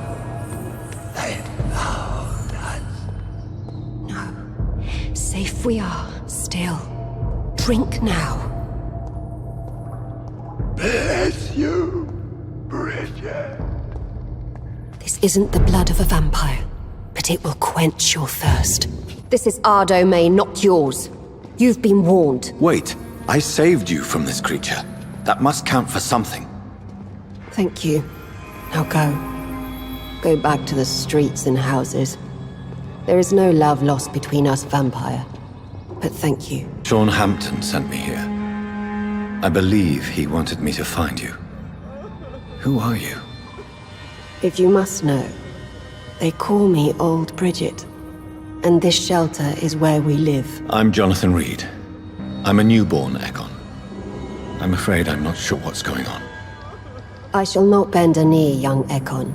But I sense your pain. Ask, and I will afford you my attention.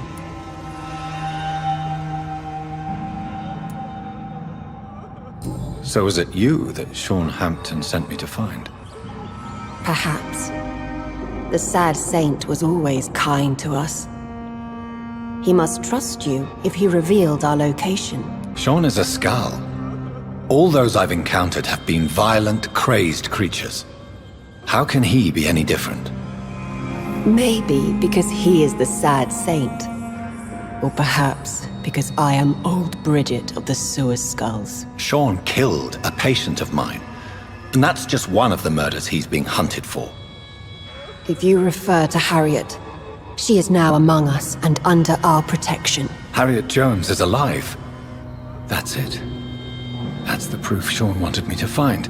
I must talk to her. No. Harriet is not alive. But you can speak to her. I must warn you. She is fragile and may not receive you warmly. I don't understand. She is filled with bile and hate. Her mind is sharp as a tack, but her body is so weak. I've never seen its like before. She is resting in a room on the far right of this hideout. Thank you. I will bear that in mind.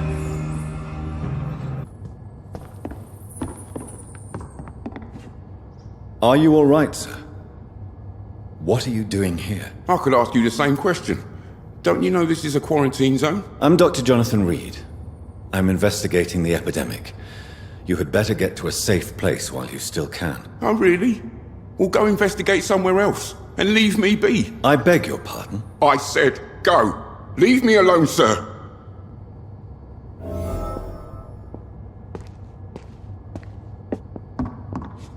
Rodney? Yes, I did. I did not even know him. Then why did you kill him? That arsehole always mocked me for the colour of my skin. Usually I let it go. But not that night. We fought. He died. Whatever you've done, you can't spend the rest of your life hiding here. I just wanted to teach him a lesson. Not kill him. I'm not responsible for a murder if I didn't want to commit it. It was an accident. Believe me, Rodney, you won't survive here long. No matter what you did, you must go back to where you used to live. I'll go back to the docks then. But if I die, remember that the blood of Rodney Grader will be on your hands.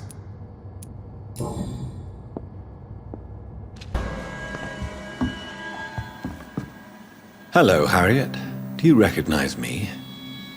Yes, you were from the Pembroke Hospital. The young doctor. So full of secrets. I've so many questions I need to ask you, Harriet. If you would. I love questions. As for the answers, you may not like them. I have a question of the utmost importance to ask. Will you answer? Questions, questions, questions. The good doctor, always searching for answers. Do you remember what you did after leaving the hospital? Did you kill anyone? First, a question from me. You answer first. Very well then. What do you want to know? Are you like me? Are you also dead? We are similar, but not the same, Harriet. I like what I am. I truly do. I relish the pain that courses through me. I know you fled the hospital with Sean Hampton. Did you or Sean kill anyone in your flight? Anyone? Try and remember. I will not lie. I wanted blood, and I wanted revenge, and Sean pulled me from it, brought me here instead. But the shadows heard my prayers. The shadows killed that bastard. Shadows? Tell me what you saw. The shadows, they heard me and answered. Something in the deep darkness, quick, deadly. It asked me if I wanted revenge. I answered, yes. And these shadows, this presence, do you still hear it? Was it a vampire? Did Sean see it? It spoke only to me, and now it is silent, but it is born of hatred. And it will kill again. And it hates you, Doctor. Oh, it hates you. What makes you say that? It whispered your name, Dr. Reed. It wanted to know who you were and where you went. Questions about me? What did you say? Nothing, Doctor. I said nothing. There was nothing it didn't already know. Oh, I'm tired now. Let me rest.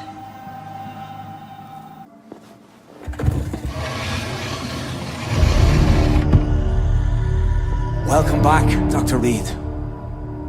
Would you like to take communion with me now? Sean, are you eating raw flesh? It is the sacred flesh of the mortal lamb. Our Lord's bountiful transmutation for the sustenance of his believers.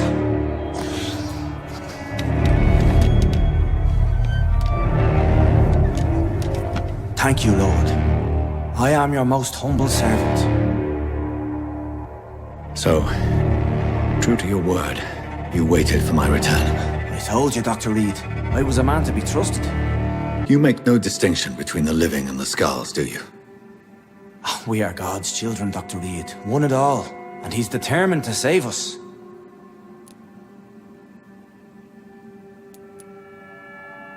Does this place belong to you? How can you be so certain you can keep it open? This warehouse was once property of the Dawson family, but has been bequeathed me through donation. The Dawsons? The wealthiest family in London? Have they a clue as to what goes on here? Not at all. The donation was made before the war. The building was run down. I never met Aloysius Dawson myself. So you have the run of the place and no one's taken notice? As long as we keep to ourselves, we interest no one. This is a haven, and I pray it remains so for eons to come. What will be the result if you continue to assist both skulls and the living? For the last decade, that's what's been happening. And they found a better life. What's to change? You're forgetting the epidemic. Things can go south very quickly. I've seen it. Oh, these are terrible times. Only those pure of heart shall prevail. You've turned Skal now. Don't you see the danger to anyone giving you their trust? We are all sinners, awaiting salvation. This is a simple truth, ordained by the Lord Almighty. I am a seeker of his glorious light. Harriet, Miss Jones has been behaving in a most violent manner. She's going to need special attention. That's precisely the reason I brought her here. To meet old Bridget. She's the guide Harriet requires. Who is this old Bridget? I don't know, Doctor. She rarely speaks of her past, but I know she has a long one. She's likely the oldest soul in the city. Harriet is possessed by her hatred. You cannot let her roam free. She's dangerous. She has joined her own kind, Doctor. Old Bridget is a saint to the younger Scals, guiding them to salvation and peaceful existence. I believe I've learned all I need to know. I'm certain you've killed no one, but one day I believe you'll cross the line. Logic is a false prophet. Faith is the only path to salvation. What do you mean? We have been blessed with God's eternity. We are the instruments of his divine will. We shall feed the hungry. Strive to emulate your merciful nature, Sean, but it's a difficult pledge to make. Give yourself over to God, Doctor. Expel your urges and kneel before the Lord in praise. These urges. You know the hunger will never be satisfied. I've come to embrace the everlasting craving. I have sworn to feed only upon the flesh of the dead. It is now my sacrament. Take, eat. This is my body. So saith the Lord. I really would like to believe your fairy tale. The good ghoul feeding upon the flesh of the dead. But I'm all out of innocence. Do you question my faith, Dr. Reed? Do you remember William? Oh, how his admiration for you was exceeded only by his hunger. May his soul rest in peace. A night will come, and you will suffer the same hunger. Someone who trusts you completely, a friend, will die never to wake. You confuse your voracious appetite with my itchy hunger. I would never kill a friend, nor an innocent... I believe you've discovered our defining difference. No! No!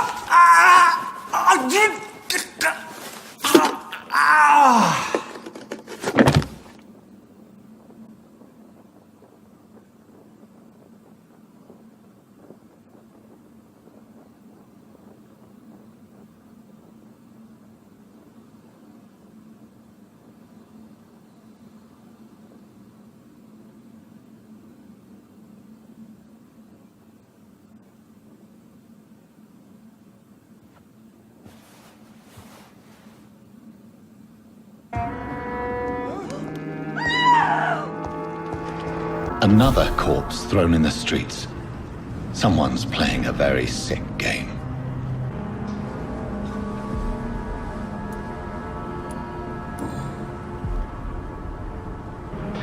I know this brooch. This is my mother's. A birthday gift from father. 29 Pretty Orchard Street. That's near Poplar's district. Why would this man carry off my mother's brooch? I must go there. 29 Pretty Orchard Street. This is it. What's in there for me? There's been a fight here. This window was shattered with violent force. Someone's been pulled through it and dragged through the street. Who could have done that? Where does this blood trail lead?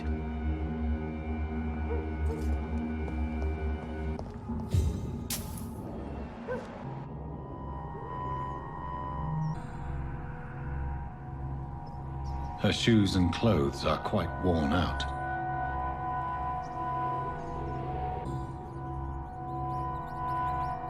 The marks on this woman's neck were made by the fangs of a vampire.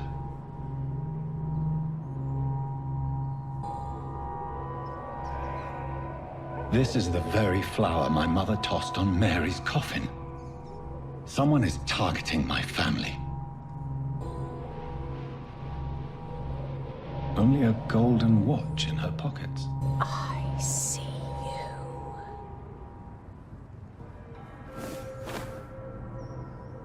Right then. It's a sick game. But given no choice in the matter, I might as well win it. Come to me.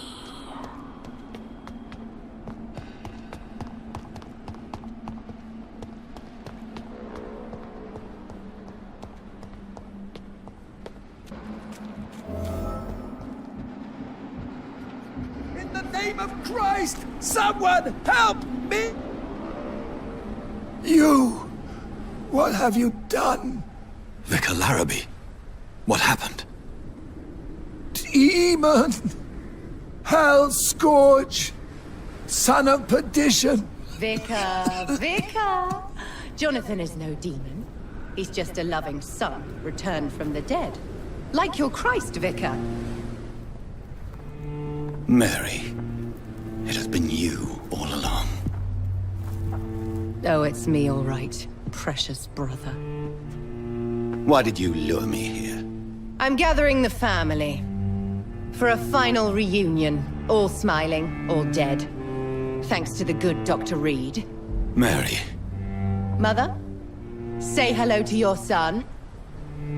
Hello, Jonathan. Mother, What do we have here, Mother? The prodigal son has lost his tongue. Our Jonathan always had the first and last word at dinner. The entertainer, the star of our show. Mary, let me explain. Shut up. It's my turn to do the talking. I have this nasty hole in my chest, Johnny. It needs to breathe. Right then. Speak.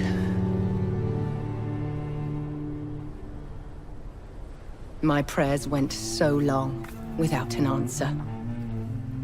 My husband killed in France. My child carried away by the flu. My brother promising to return in his letters, then disappearing in thin air. I went from hospital to hospital, cemetery to cemetery, grave to grave. I've lifted every stone in London, searching for an end to the nightmare. And there you were, in front of me, on a dark pier. It was the hunger. You know it now as well. The joy to have finally found you. I longed for your arms, a final happy ending to so much tragedy, to tell me all would be well again. As you did when we were children. It was this filthy dock where you greeted your sister. I dug a tunnel from my grave with my fingers and teeth.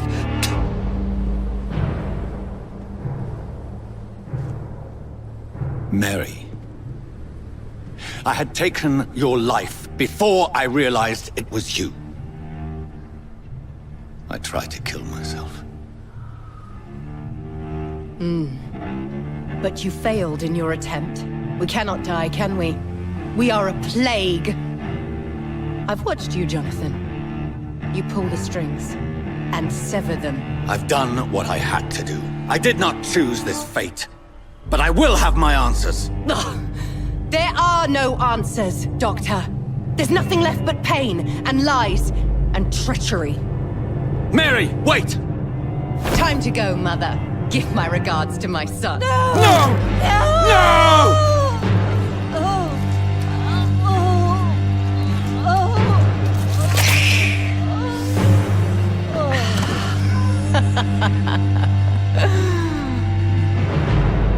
This is what I do to those I cherish. Can you imagine what I have in mind for you? I'll destroy you! Finally, we hear the truth.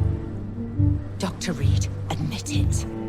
You're a monster who takes joy in killing, who relishes the chase, the secrecy of it all. I'm still a scientist. I shall find a cure for this madness. You lie to yourself. Confess your sins. Over the slaughtered corpse of our mother! Are those tears, brother dear? Your heart still bleeds with emotion. My dead heart has dried. You are mad. Oh, so that's what I am, Doctor. Mad? I was beginning to wonder. I've been hearing voices, one in particular. That of my dead brother. This is the reason I must kill you. Not for your betrayal. Not for our poisonous kiss. Not even for the lies you tell yourself. No. It's so that smooth and wicked voice will stop ringing in my head! I cannot let you kill again, Mary.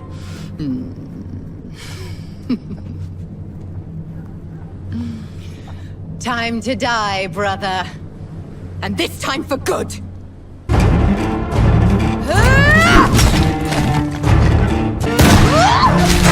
Revel in your true nature.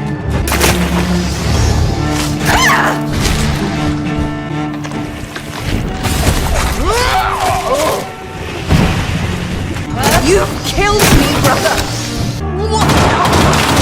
What have you done?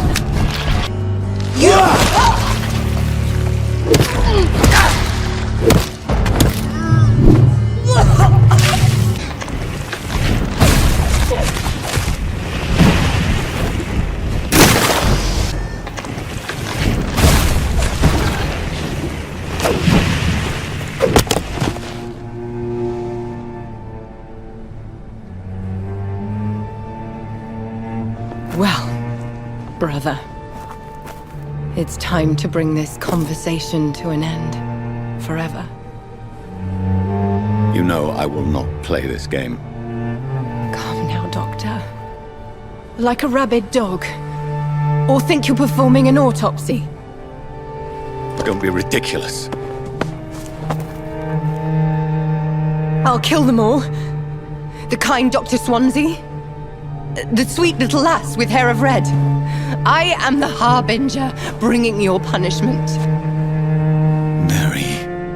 Don't you see? This is not me. Flesh that never ages. All nightmare, no dream. Bring it to a close. Let me sleep.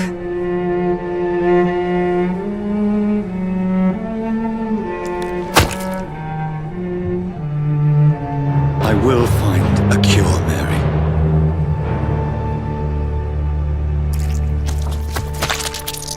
I swear it. Then, at last, I can forgive you.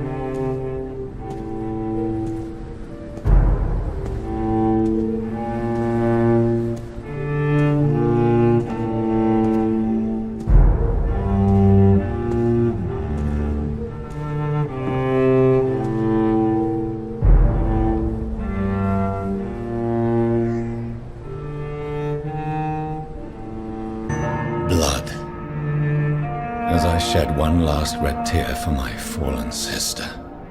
I realize the entire world now revolves around this singular word.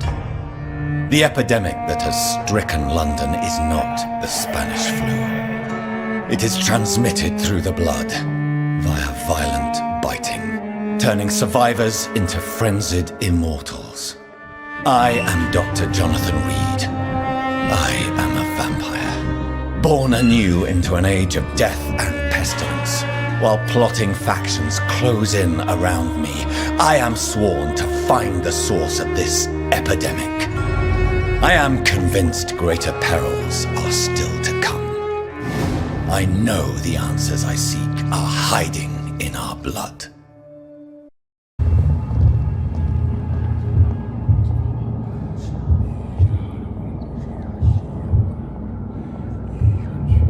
must prepare, child. Earth is bleeding and the harvest is upon us.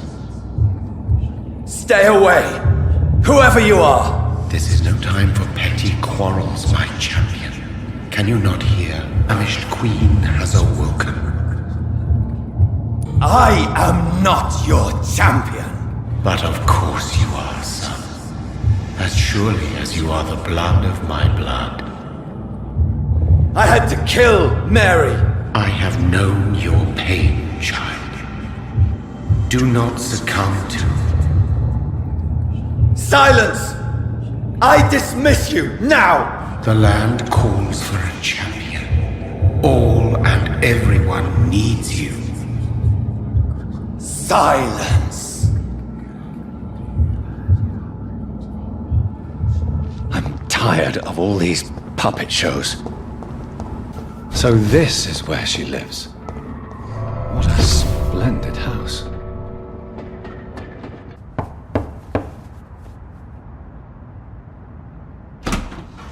Dr. Reed, welcome.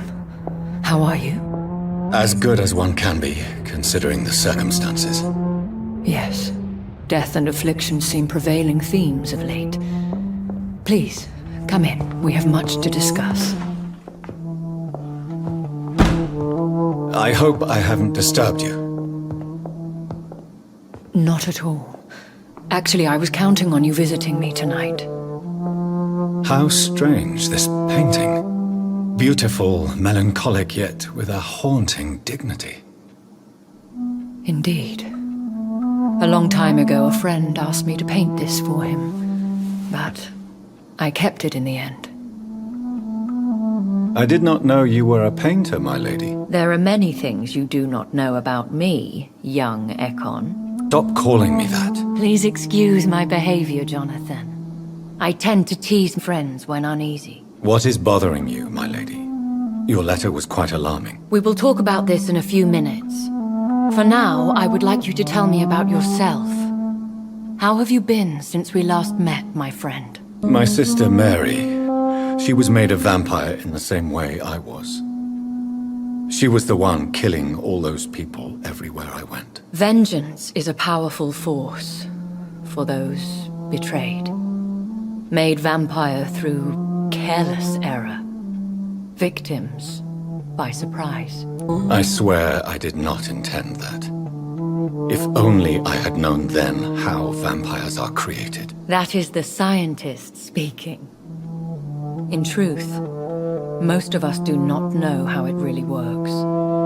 Personally, I make sure my prey will not return to haunt me. What do you mean? I am merciless, Jonathan. I only feed on the dying, and I make sure they are dead before leaving their remains. I came to the conclusion that my maker, whoever he might be, must be a powerful vampire. Certainly extremely old. How have you reached this conclusion? I felt this power, radiating like an aura every time he appeared. Most ancestral vampires of England were killed by the Guard of Priwen half a century ago. I wonder who your maker could be. You have no idea who he could be? Some of the ancient ones fled England. Some may still be in hiding. All I know is you, my friend, are a pawn in some secret and obscure game of chess. I think I should ask the questions, your ladyship. After all, it was you who invited me to settle this most urgent of matters. Fair enough, Jonathan. The situation is critical. We do not have the luxury for etiquette. Please do not misunderstand me. I would be delighted to discuss mundane matters and idle trivialities. If we survive the dark nights to come, we shall have all the time in the world to speak, you and I. For now, please follow me, Jonathan. I must say, your house is exquisite. One of the advantages of living forever is having the time to be selective with one's furnishings. I took the liberty of having tea served. You can still drink tea. Can't keep it down, but I do so enjoy the aroma. Let us toast to make-believe. And of course to your health, Jonathan. And to yours, my lady.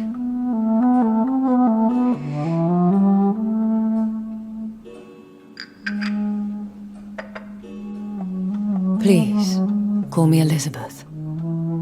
So, my lady, why truly did you invite me here? I've been asked to deliver an official invitation to meet the Ascalon Club. Who are they? Really? They are the embodiment of vampire law in Britain. Some say they influence the destiny of the Empire. Some believe they merely protect it. They have done nothing but impede my investigations since I became known to them.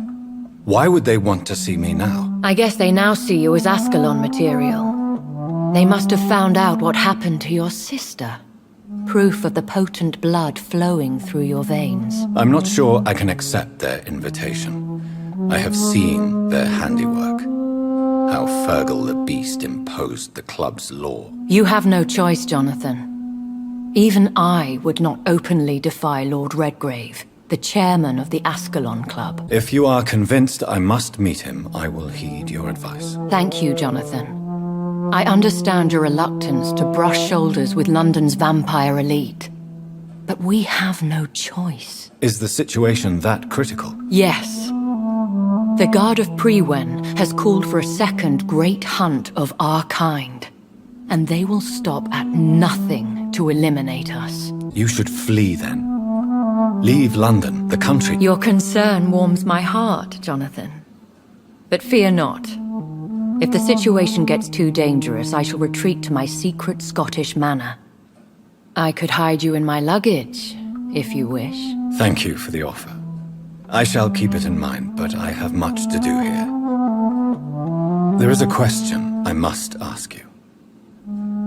Could Lord Redgrave be my maker? I doubt it. If Lord Redgrave had made you his progeny, he would not have seemed so surprised when you demonstrated the strength of your lineage. One day soon, I will have to find the answer to this mystery. And I shall help you in your research, I promise. For now, you must go to the Ascalon Club and play their game. Will I see you again at the Pembroke Hospital? No, you will find me here if you need me. I shall conduct inquiries alone, and we can then share our discoveries. I want to thank you for all your support and your help. Could you do me a last great favor and call me Elizabeth? I should be honored, my lady. Then it is settled. Finally, some good news in these dark hours. Thank you. I appreciate the advice. I had best prepare myself to meet this Lord Redgrave now. How thrilling to meet the Earl of Bristol in the flesh, so to speak. Something tells me you're not very keen on the man. Don't get me wrong. The gentlemen of the Ascalon Club are honorable, but their attitude and opinions are somewhat antiquated. I see. As long as they deny access to female applicants, I will leave them to their antediluvian considerations as to the natural order of things. Jonathan, promise me you'll be careful. Of course. But why the fear in your voice? Look at me, Jonathan. I am. I mean, really look at me, young Ekon.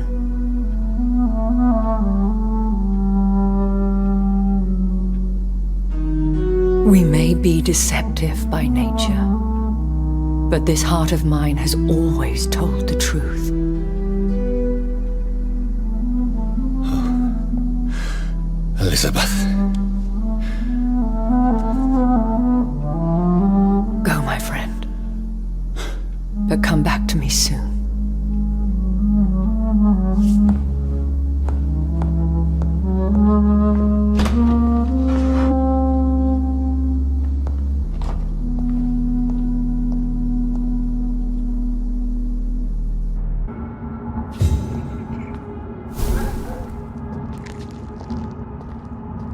So, time to visit the Ascalon Club. Killed her!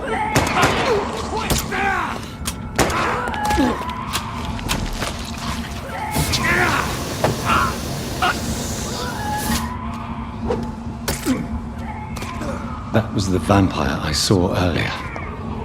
This war takes no prisoners.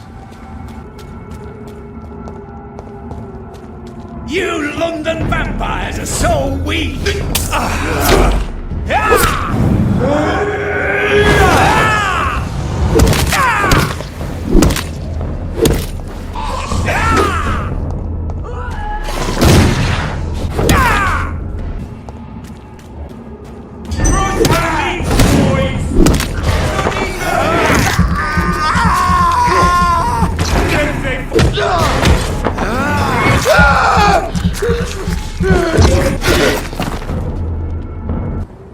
The Ascalon Club. The heart of British vampire society. Not quite as subtle as I expected. Countries unite!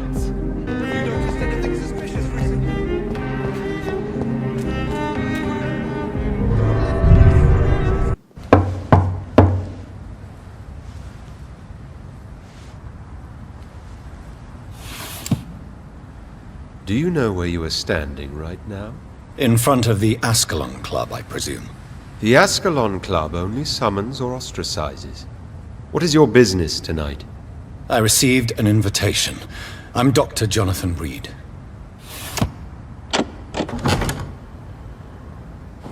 Welcome to the Ascalon Club, then, Dr. Reed. Please proceed. Lord Redgrave is waiting on you upstairs.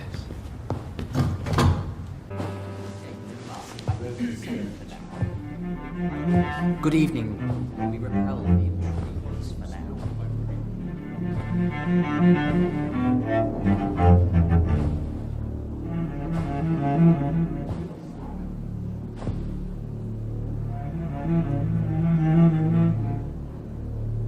My good friends, if I may have your attention.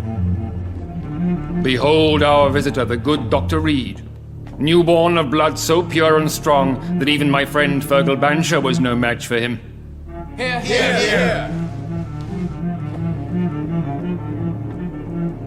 Come forward, young Ekon, for we have so much to discuss.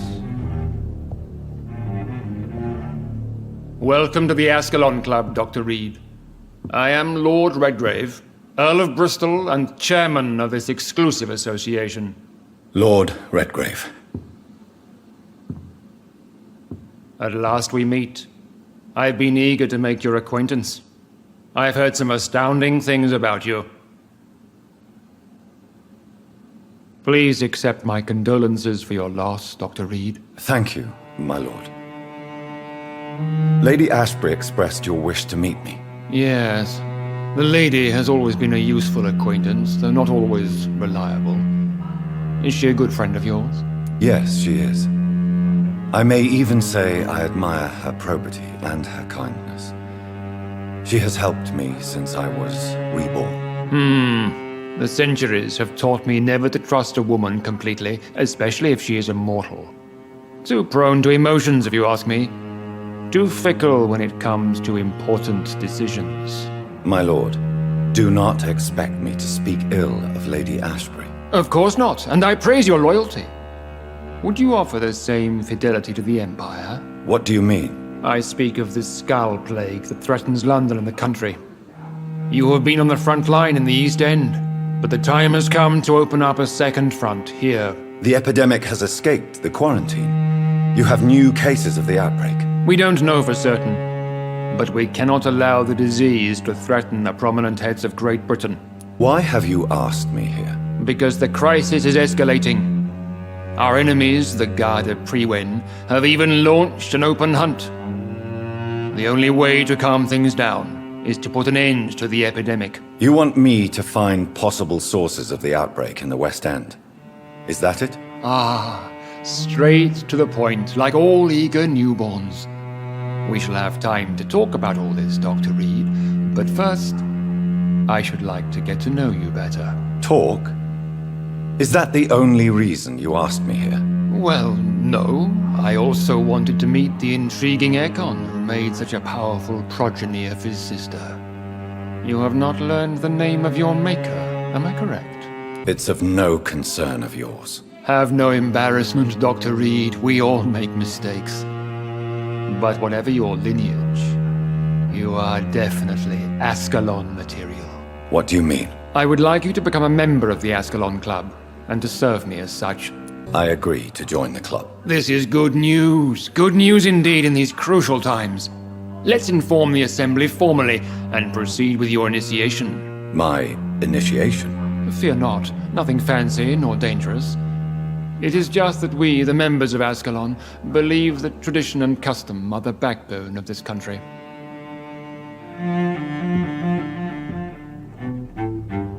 My fellow members, dear friends, please gather and welcome this Ekon as one of our own. Is he worthy? Is his blood pure? Well, speak, Dr. Reed, in front of the most sacred blood. The blood of our beloved William Marshall, speak now. Will you serve and protect the crown as he did? Yes, I will. Then, young Ekon, it is time to testify with your blood. It is time to sign the Book of Allegiance. I know it's awfully gothic and a tad pedantic, but England's traditions are the backbone of our nation.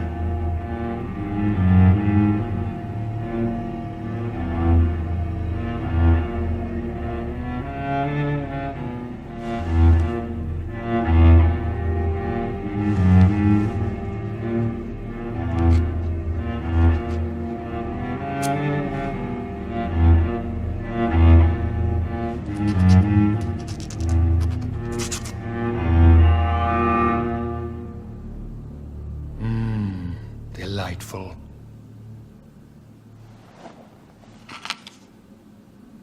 Welcome to the Ascalon Club, Dr. Reed. Take your place among the bearers of the lance. One of us! One of us!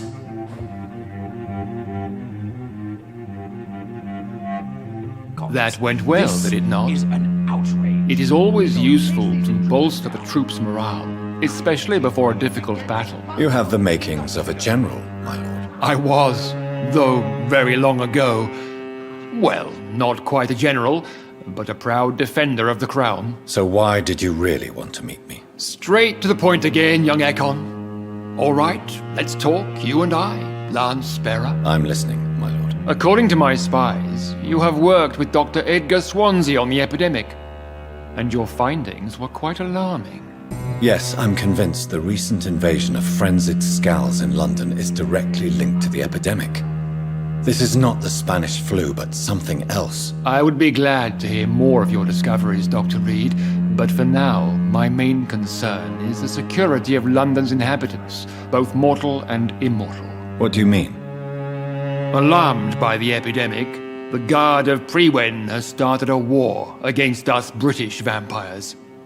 To appease the situation, we must eradicate the Scals. Scals are malevolent and disgusting creatures. I knew I was right to induct you, Dr. Reed.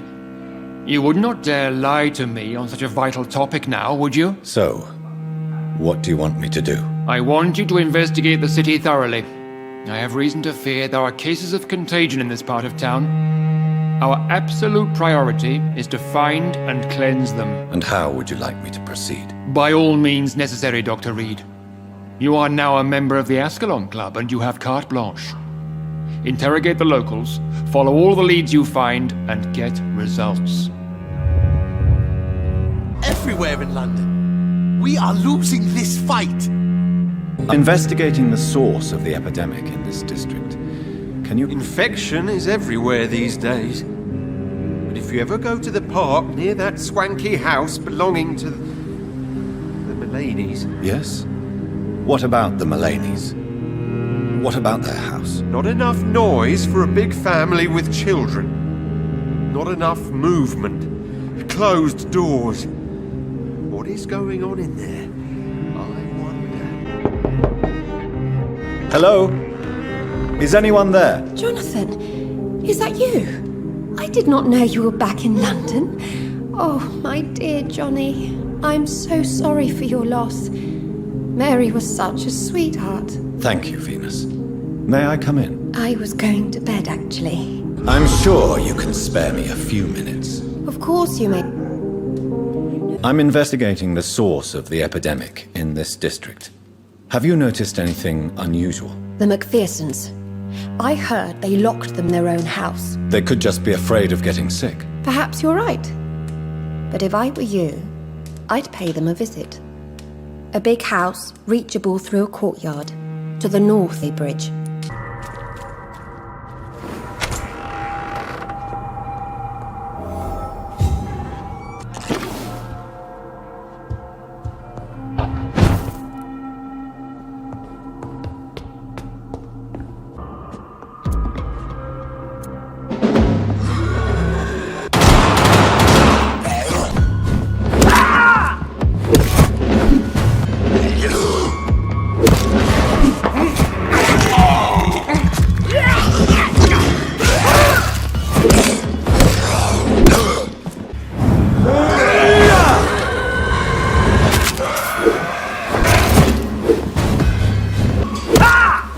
seen such a radical mutation?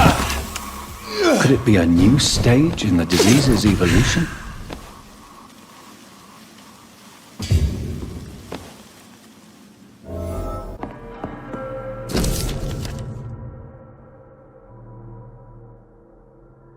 So the husband had an affair with Doris Fletcher.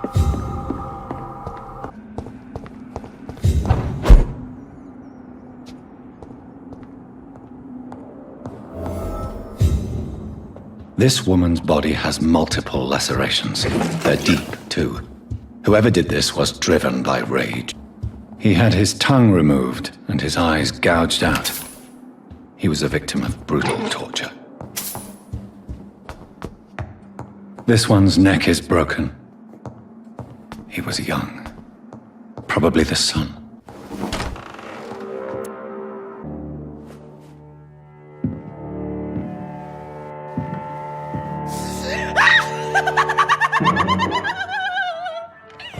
You thought I was dead too, didn't you? No, I was just pretending. Doris told me I could have been a great actress. You killed your family. They mocked my talent. Ah!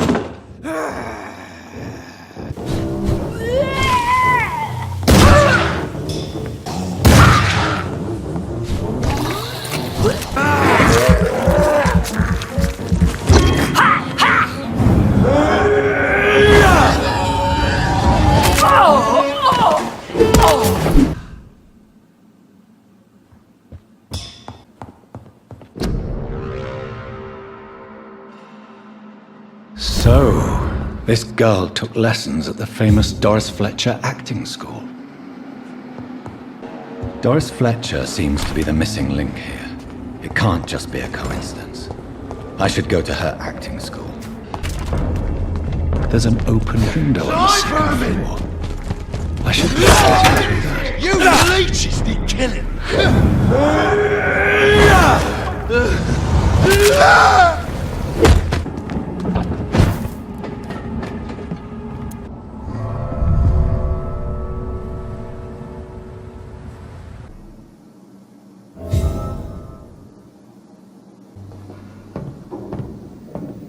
Woe to you, nation. For in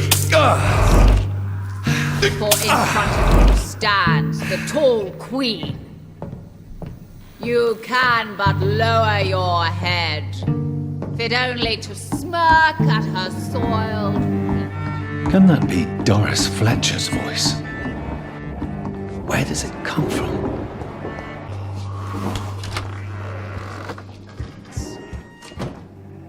For in front of you stands the tall queen.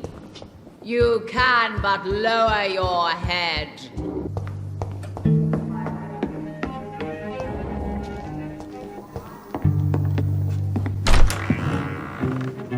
Who are you? You who dared enter my realm. Are you here to worship or mock me? I'm here to put an end to the vampire epidemic, Miss Fletcher. Ah, but Doris Fletcher is no more. She was consumed by this putrid flesh that now enshrouds her. You feel anger for what happened to you, but I can help you. I'm a doctor, Miss Fletcher. Doris Fletcher is no more. All that remains are the dreams of the queen she was. And the queen she'll be. Until then, all shall die, for that was her final wish. Die!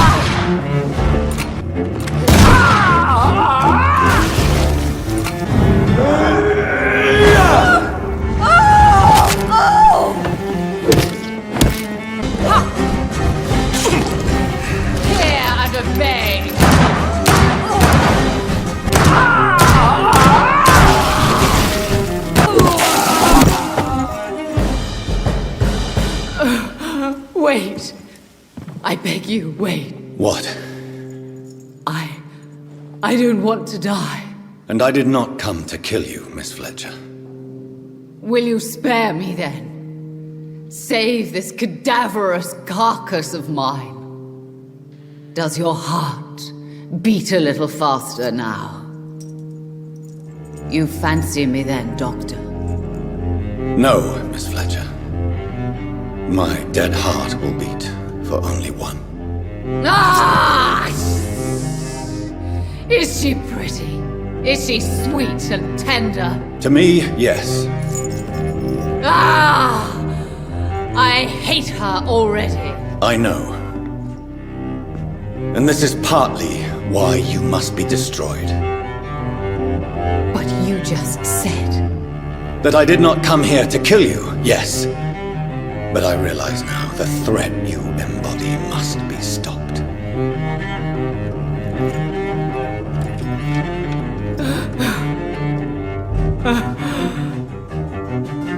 Will I be remembered? Will you? You were Doris Fletcher, the greatest actress of her generation. No one can take that from you. Thank you. And farewell.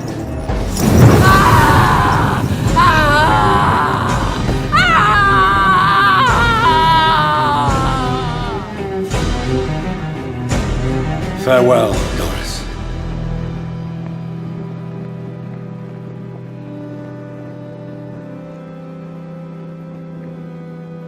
Bravo!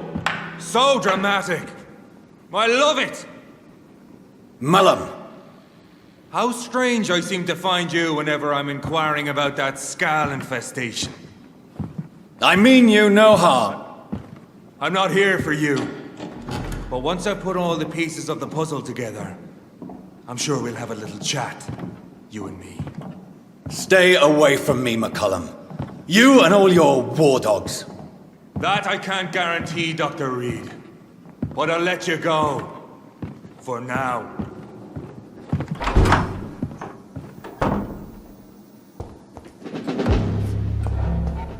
The West End should be safe now.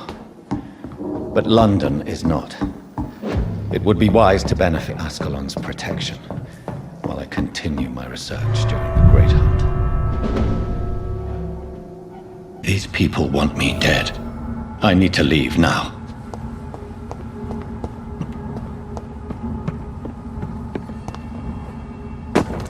So Doris just needed to be close to her audience to infect them. Contagion through skin. Very disturbing.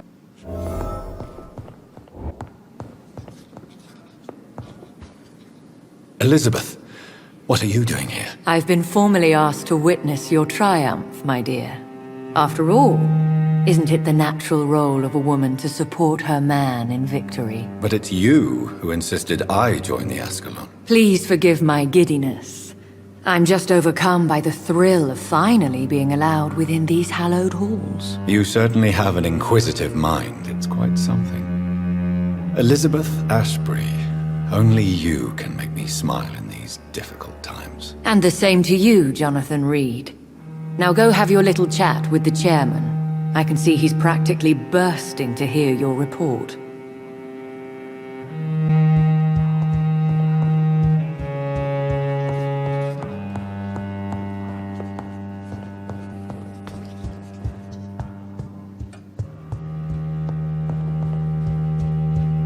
Of all of this, we need to Welcome back to the Ascalon Club, Lance-Bearer. Please, tell us the good news. Have you put an end to the epidemic? My hypothesis was correct. Doris Fletcher was the source of the contagion in this part of town. She was probably the first to be infected. And you cleansed her before the hunters, I've been. Well done, Dr. Reed. You thrust your lance and pierced the very heart of the corruption. I'm just a doctor. The important thing is, we won a major battle for the survival of London. For that, we salute you. Thank you, my lord. Now, I have another task for you. One of the utmost importance. Perhaps even more so than the previous. I'm listening. It's time for you to perform a most sacred duty for the club. I want you to recruit a new vampire. Recruit a new vampire? Are you sending me on some sort of diplomatic mission? Not exactly. I want you to make Aloysius Dawson the Ekon he deserves to be. As you wish, my lord. Good. Now go. How would you like me to proceed? Aloysius is waiting for you at the Dawson estate. Once the deed is done, I'll join you there to celebrate this momentous occasion.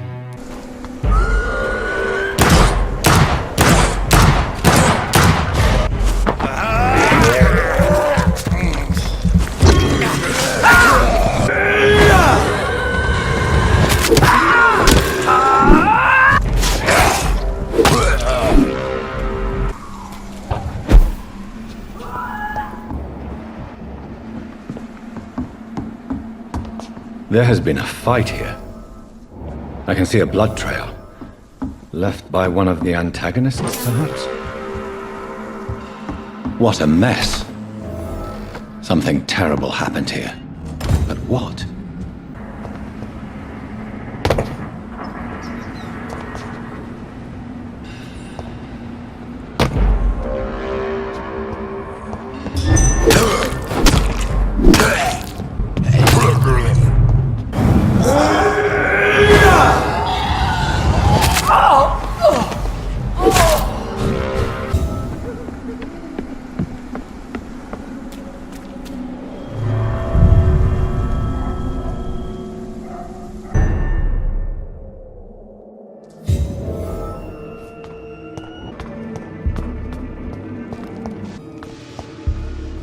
Learn to respect the laws of Ascalon!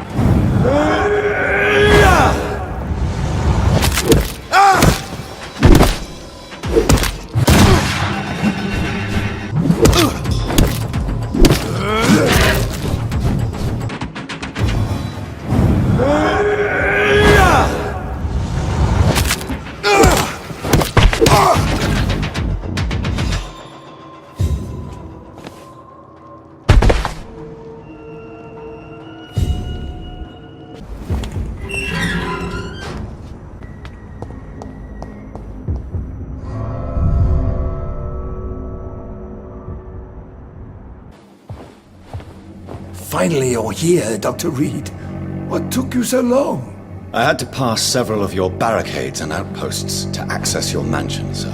Death, pestilence surround us, and time is against me. I see you've gathered some of the most expensive, albeit experimental, blood transfusion equipment available. All this could be so useful in a hospital. Yes, yes. Since Lord Redgrave sent me a doctor to perform my conversion, I thought you might find some of these devices useful. Most thoughtful. But tonight I'm not here as a physician. But I feel reassured that a specialist such as yourself would help me to escape the Reaper. Very well. But before I proceed, I have a few questions for you. If you must, but be quick, for I don't have much time left in this life. First of all, I need to be sure that you know exactly what is going to happen to you, sir. I can assure you, informed as any man can be. I have planned for this moment, Dr. Reed. Planned very carefully. Sir, I'm going to end your life. Do you not wish to discuss the procedure for even a minute? I don't have a minute to indulge in idle chatter. I can't feel my legs. And the cold. So cold. Let's move on, then. Please, I'm cold and tired. I feel my life waning with every moment. But first, before you embrace immortality, what would you do with such a gift? That's a rather impertinent question, Dr. Reed. And I will do as I please. Answer me all the same. What will your first action be as an immortal? To save London. I will finance the most efficient quarantine ever seen. I will build a wall that will separate the sick boroughs from the healthy ones.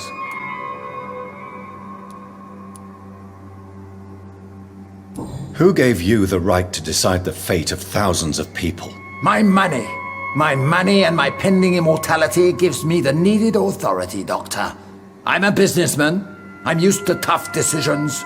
You really plan to build a quarantine wall across London? Yes, it will be tall and strong, separating the wheat from the chaff. Let me guess. You mean to isolate the rich from the poor? This is a desperate measure for desperate times. England must prevail, Doctor, no matter the cost. I've heard enough. It's time to proceed. At last. All right, do what you have to do. If it hurts, so be it. I've been preparing such a long time for this. You don't deserve immortality, Mr. Dawson. What? What are you prattling on about? I don't believe I've ever met a man so bereft of empathy. You, sir, are despicable. No! Wait! You can't! I made a deal with Lord Redgrave. I'll finance whatever he wants. Please, just ask him. Sleep now. Rest now. Forever.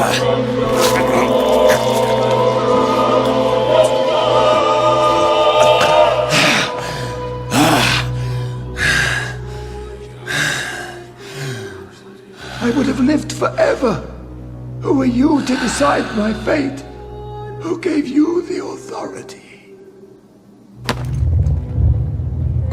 Is it done, Dr. Reed?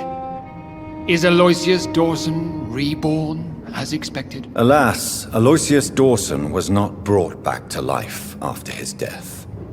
The man is gone. What? What happened? He didn't survive the procedure. He was too weak. This is unacceptable, nevertheless. You were given the simplest task. Well, get rid of me then. From now on, you're an outcast. Banished. You are forbidden to ever appear in front of us again. Ascalon will smite you on sight, and your heart will be thrown to the rats. I'll leave you then. Have fun with your puppets and shadow plays, Lord Redgrave. Yes, go, traitor, and take that awful creature, that counterfeit of a woman I saw waiting for you, and be gone!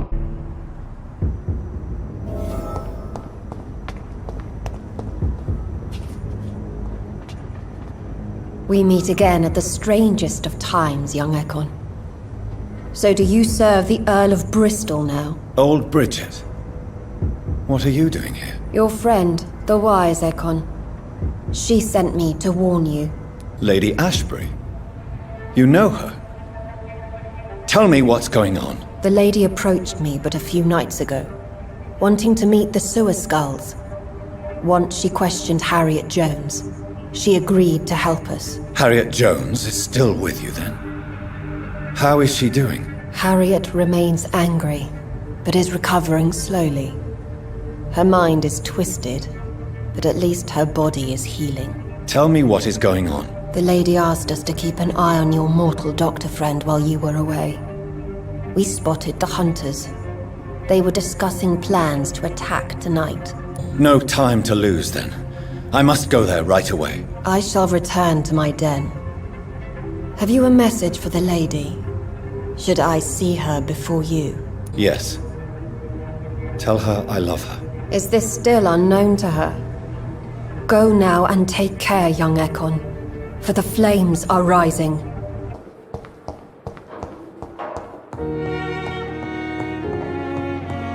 Those bastards. What have they done to Edgar? McCullum and his thugs are taking the credit for Edgar's abduction. They really mean business.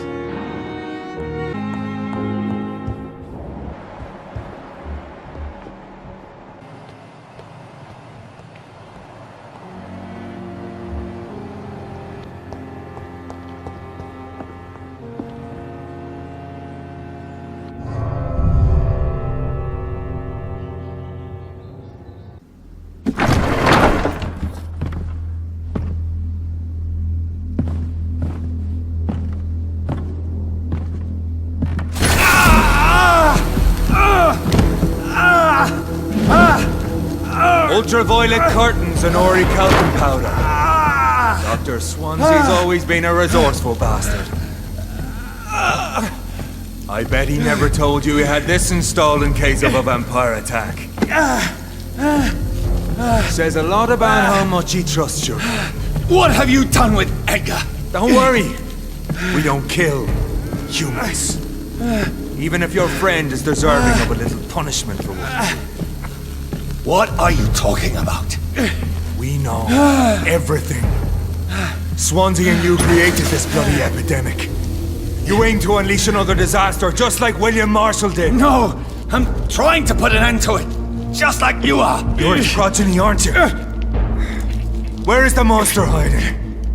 It's still in England, isn't it? I have no idea what you're talking about. Jeffrey, please listen to me. No tricks. That shit won't work on me. We've found proof in the theater. Doris Fletcher was your first experiment. Now where is Marshall? Speak!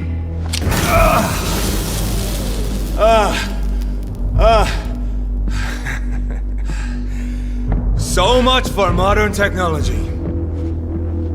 Time for the tried and true. Do you know what this is, Beast? This is a drop of King Arthur's blood. The blood of a true defender of Britain. Stronger than your evil powers.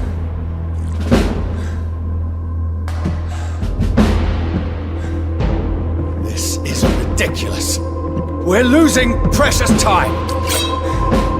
True enough. Soon I'll bring your head before your coward of a father. Show some style. Why does simple light burn you so much?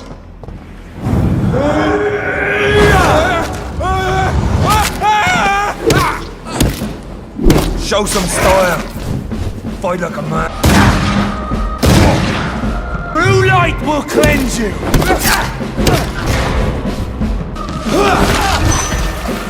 Your poisonous bite is useless on me.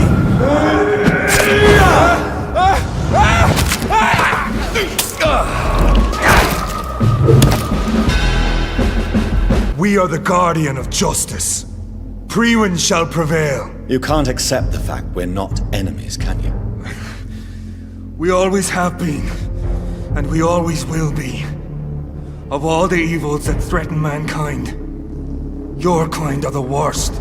I'm not saying we could be friends, you and I.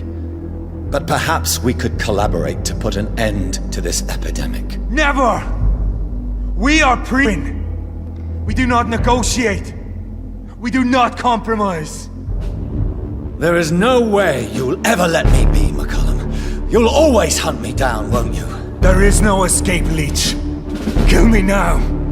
For there is no way you can sway me to your ideals.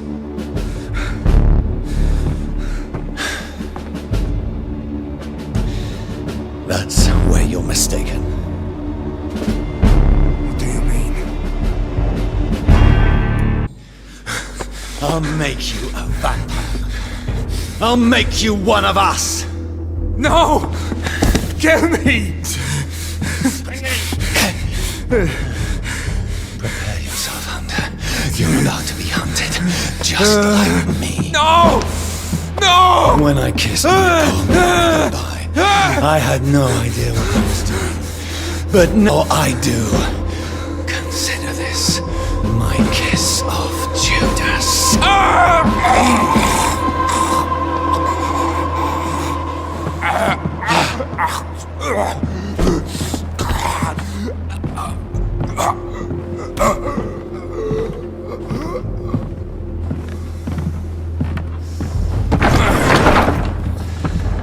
Welcome to the world through the looking glass.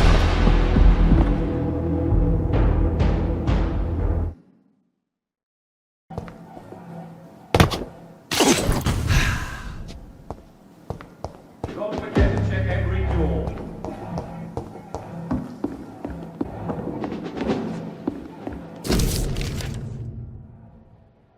Doris Fletcher was about to become a disaster. I'm getting close to having all the evidence.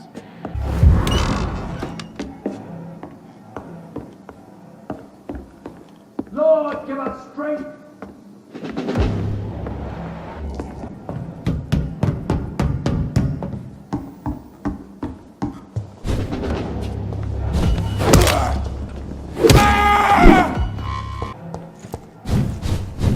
Steady, boys, we've got one of them.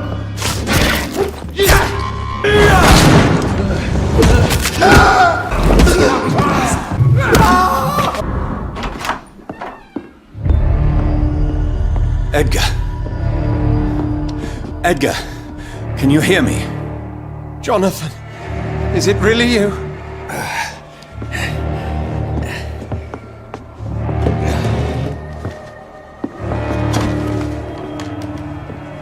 Don't try to spare me.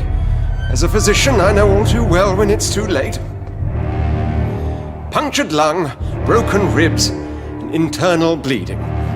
An accurate diagnosis, wouldn't you say? You and I were responsible for the Skal epidemic. I never imagined that self-righteous fanatic would dare to attack the wisest course of action. Time will tell.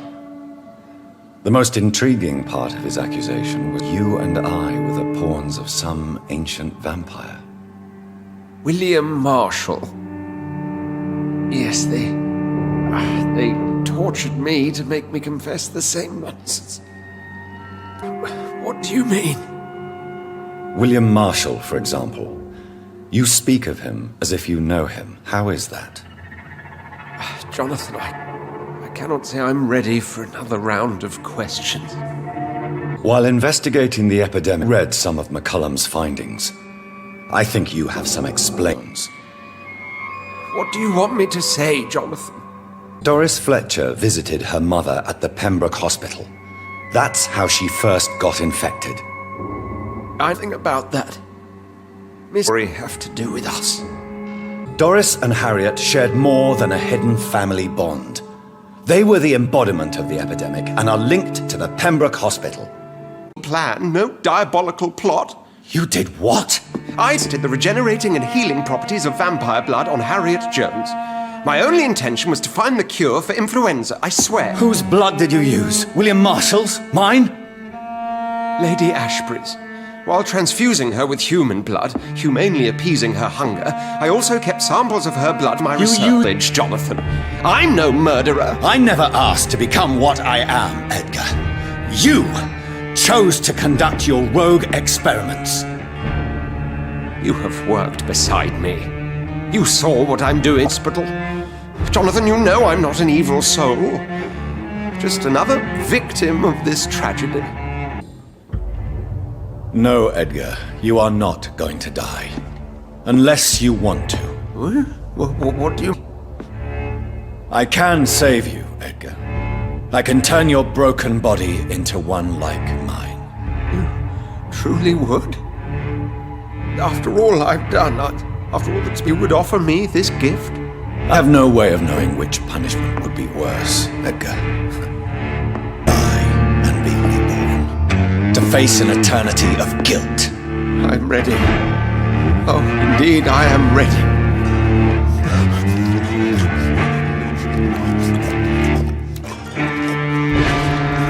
Enough!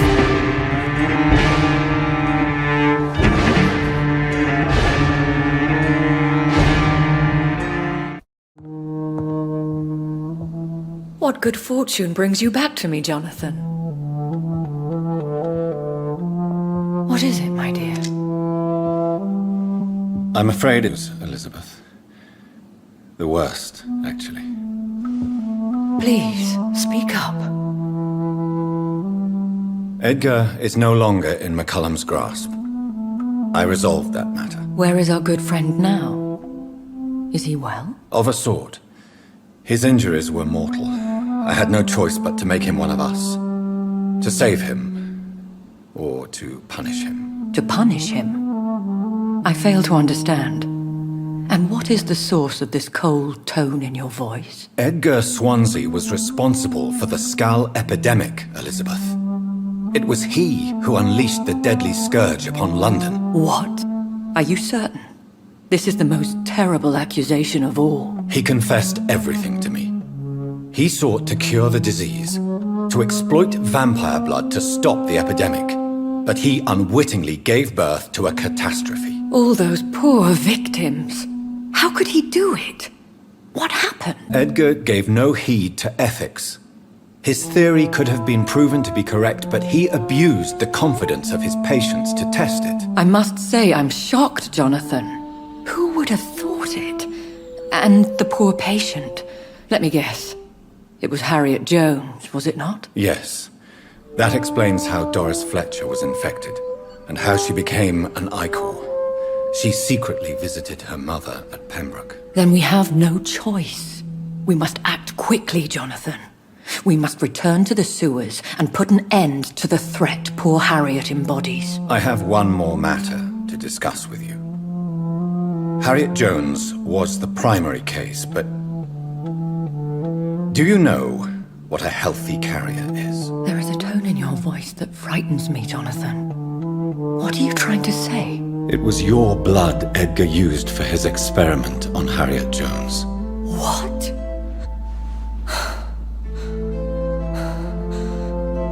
No. No. This can't be. Oh. Elizabeth. Are you all right? No, I have to go. What do you mean? Leave me alone. Save the city, Jonathan. Save what can be saved. Elizabeth, I need answers. Why did your blood Stay cause away this? from me. Please. I swear I never was your enemy. Wait! No! Elizabeth! Now would be a good time to blend the recipe Marshall used when he fought the disaster. I think I know where to find what I need. I'm still persona non grata in the Ascalon Club. If I want to speak with Redgrave...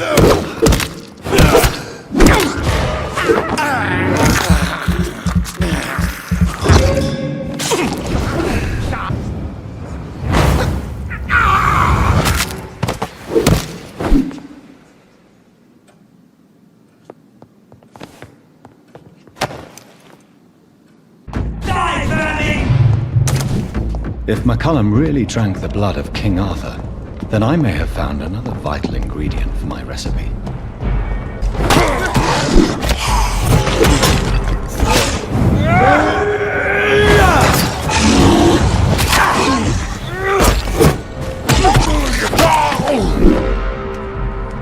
Good evening, Vampire Hunter. Are you here to mock me, Reed? Not at all, McCullum. I am here because I need you. Really? I'm intrigued. Speak up, then. I need the blood of a king. The blood of Arthur. I'm certain you possess it, and I must have it. The Guard's most sacred and precious relic. Why would you? You found Marshall's memoirs. I should have destroyed that book. I need the antidote to save this city, McCullum. It is within me to take your words as truth. I want to, but I must know more. What precisely are your plans? A creature called a disaster is about to be unleashed. It falls upon me, as once it did Marshall, to stop it before the whole country is ravaged. I should have destroyed that book. And yet, I wish I could join this battle alongside you.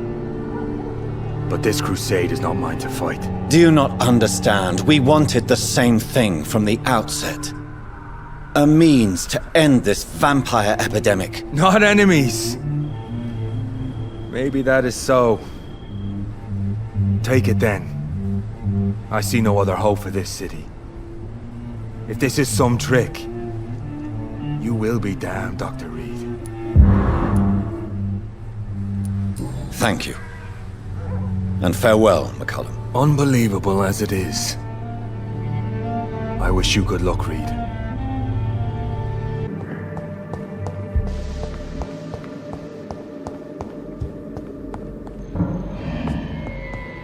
There it is. Insulin. Much more efficient than garlic against blood poisoning and sepsis, and much less dangerous for me. Thank you, Dr. Polescu.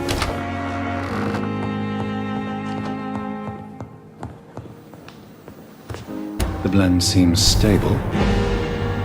Time to go and find Harriet in the sewers.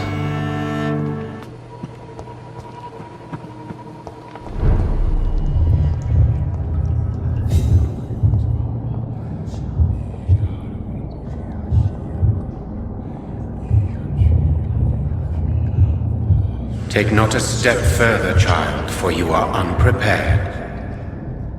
You, at last. I wondered when you would show your face again. Step away. We have nothing to discuss. Desist, child. You cannot confront the monstrosity unleashed upon this land without due preparation. I shall not allow it. All right. But no more riddles.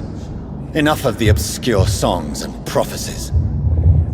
I ask questions, and you answer them. My words have been as clear as crystal lakes, my child. You seem unwilling to drink, to listen, to learn. I'm here to stop Harriet Jones. She is the original carrier. The well from which this corruption flows. I have heard you, but be wary. Harriet Jones's mind is no more. She has metamorphosed into an apocalypse. Born from, drenched in, and driven by the blood of hate. I only wish to know how to put an end to this epidemic. To perform an act so noble, you must protect yourself from its poisonous kiss, my child. I know. McCullum used such a serum when trying to kill me. However, I have produced a more efficacious version of the antidote. Your final task awaits you at the end of these tunnels. I've known for ages you were worthy of this challenge, my champion, Bittersweet. Tricked me. My sister died for your schemes. I have brought suffering and tragedy into this world. I am not, nor will I ever be your champion. Very soon you'll come to know that sacrifice is sometimes necessary. I understand the grudge a child bears towards his father and mother. Be brave, my child.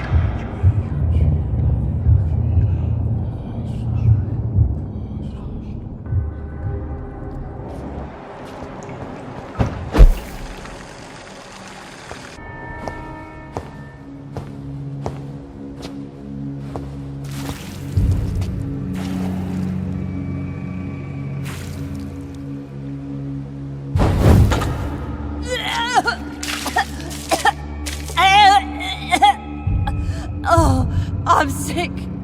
Sick. Doctor, help me, please. I'm in such pain. I'll be glad to be of assistance. Ah, like your help, Doris. Liars! All of you!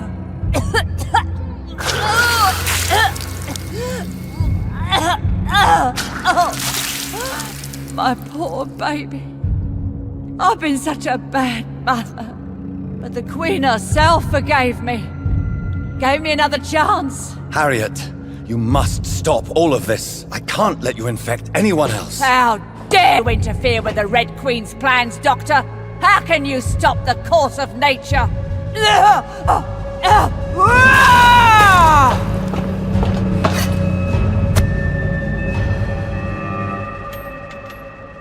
Poor baby! Where is she now?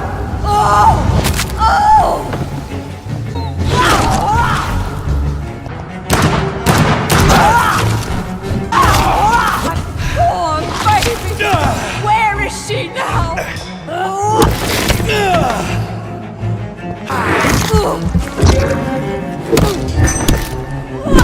I was a good mother.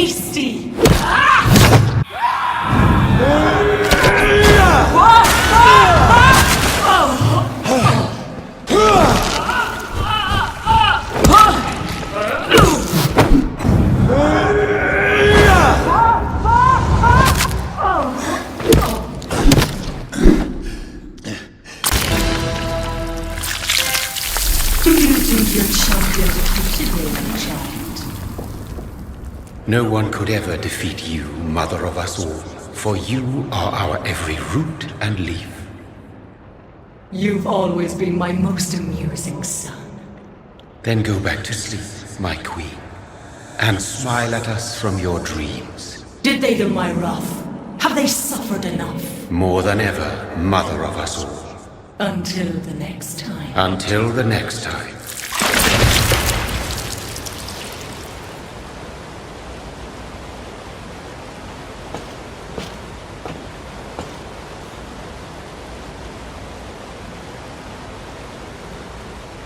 So it's over then, young Ekon. You have put an end to this terrible menace. Old Bridget, what are you doing here? This is my realm, Ekon. This is Suascal territory. But they were all massacred by the monstrosity that Harriet became. Others will come, engendered by deceitful vampires. I don't mean you, of course.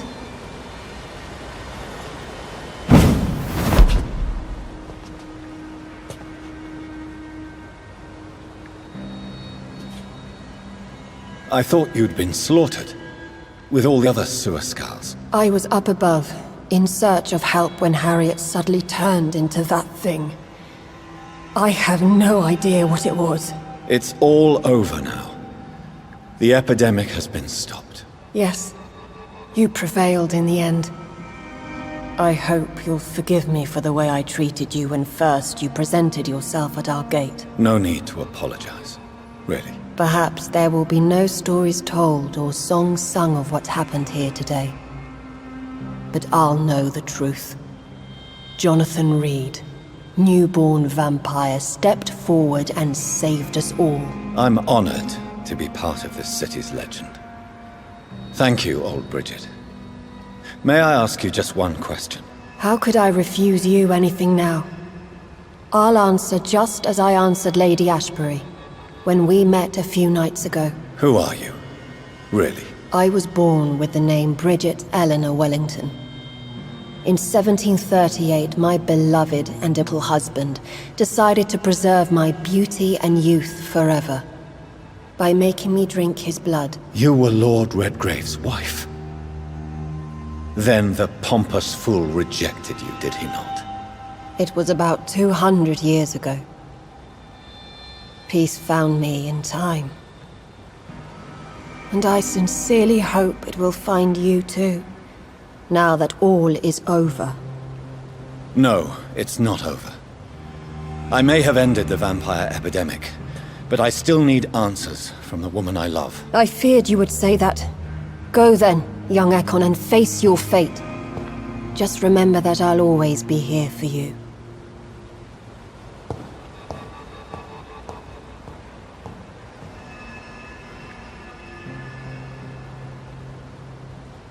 London has been cleansed. This catastrophe came about when an ancient malignant will crossed paths with mortal imprudence. For now, we are safe. For now. My craving for blood remains. Red like hate, red like hunger, red as life and death, passing from one immortal to another, from predator to victim, patiently biding its time to rise again. London has been cleansed for now, but there's a simmering hatred, fear, and old grudges. When will we succumb, mortals and immortals alike? The next disaster is only a matter of time. My only hope now is to catch the woman I love, to understand why she fled, and unmask the secret that has been lurking in her blood for so long.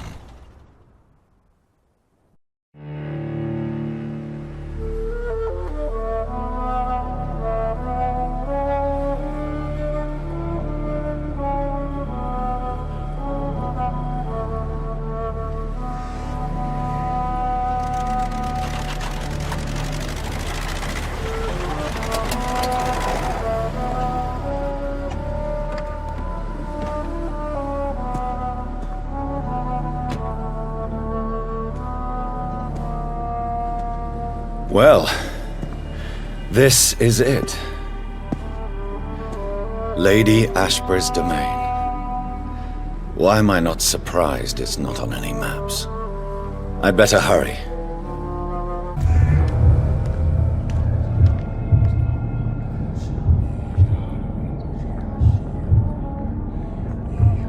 Beautiful morn, my child. It looks like dawn is here at long last. Can't you just leave me alone? Your precious queen has been sent back to the bottomless pit from whence she came. The nightmare is almost over. I am here to say goodbye. The sun's warmth exhausts me. Soon I will rejoin my queen in her endless sleep. It is over. You did well. This is not over. I am here to find the true origin of the blood of hate. 'Tis unwise to fear with a tale rooted so deeply in the suffering of others. No. I must know why Elizabeth fled here when I discovered she was the original healthy carrier. No, she is not what you say she is. That is a secret you will discover soon enough. And you? Why are you here? Which new thread of which old twisted plan are you seeking to pull now? Tell me the truth. I am just here to salute my sons and to bid them fare thee well. Your sons? Plural? My God, will you ever stop speaking in riddles? Perhaps I am too old for your spoken language. Perhaps you now have so many subtle words you no longer hear the simplest ones. Speak clearly then, and answer my last question. What is it? Did I defeat the epidemic? Now you've found the castle, Jonathan Reed. Only you can answer that. Farewell, my child. I shall dream about you soon.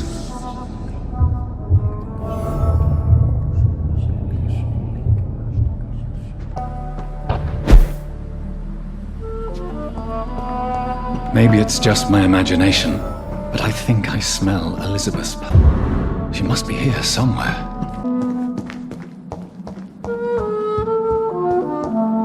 Voila.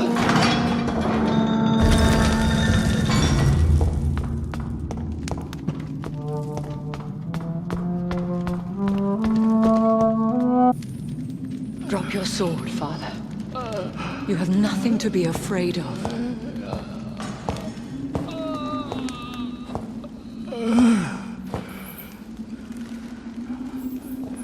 Shall we abandon this then? Shall we lower our heads? No. Never. You taught me that. Blood is approaching. Old but young. How strange. Shall I drink it? Smite it? No, Father. He is a friend. Please, rest. I'll take care of it. Caution, Elizabeth. Deceit runs through these veins. I know, Father. What took you so long, Jonathan?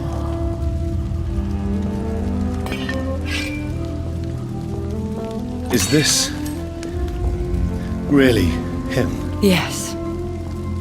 This is William Marshall, 1st Earl of Pembroke, servant of 5 mortal kings, former regent and saviour of England. The greatest knight who ever lived, according to some. And you called him father? For he gave me eternal life, and much more. I have so many questions, Elizabeth. You always had questions, Dr. Reed. Now that I stand before you both, in this vault, I know not where to begin. We still have a few minutes left. I have destroyed the disaster, this creature that Harriet Jones had become. The epidemic is no more, and London will recover. In time. Yes. You did well, Jonathan. You truly saved the city. Yes, we did. Despite all obstacles. I'm truly convinced we did it together, Elizabeth. I cannot bear knowing I was the cause of all this. Through the use of my own blood. No. This catastrophe was the result of unethical experimentation. And the will of a creature so inexplicably evil, she exceeds all the terrible wonders I have seen since my death. But it was my blood all along. My corrupted blood of hate. The poisoned blood of my father. A healthy carrier. William Marshall infected you. He is the true, original carrier. Yes. But he saved me by sacrificing himself. Saved you? How? The tears of angels. The cleansing of impure blood by an older, more powerful blood. It worked on me, did it not? Yes. Blood is the definitive key to our species. Scowls, cleansing, lineage. Do you really think it worked? It has, Jonathan. I was nothing but a beast who took pleasure in slaughter. I roamed across Europe, reaping my bloody crop. It was the blood of hate. But my father's antidote cured me. You should have told me. No, Jonathan. The William Marshall myth lies at the heart of so many hostile plans. I could not risk jeopardizing his safety. So why did you come here? You knew I would follow you. I can't let you go. Because I know now the blood of hate is still in my veins. No one but I can put an end to this tragedy. I can help you. You can trust me, Elizabeth. I know, Jonathan. You have been the most loyal ally these last few weeks. But this is my duty. Would your protege agree to speak with me? I have so many questions for him. Go on, Jonathan. But be careful.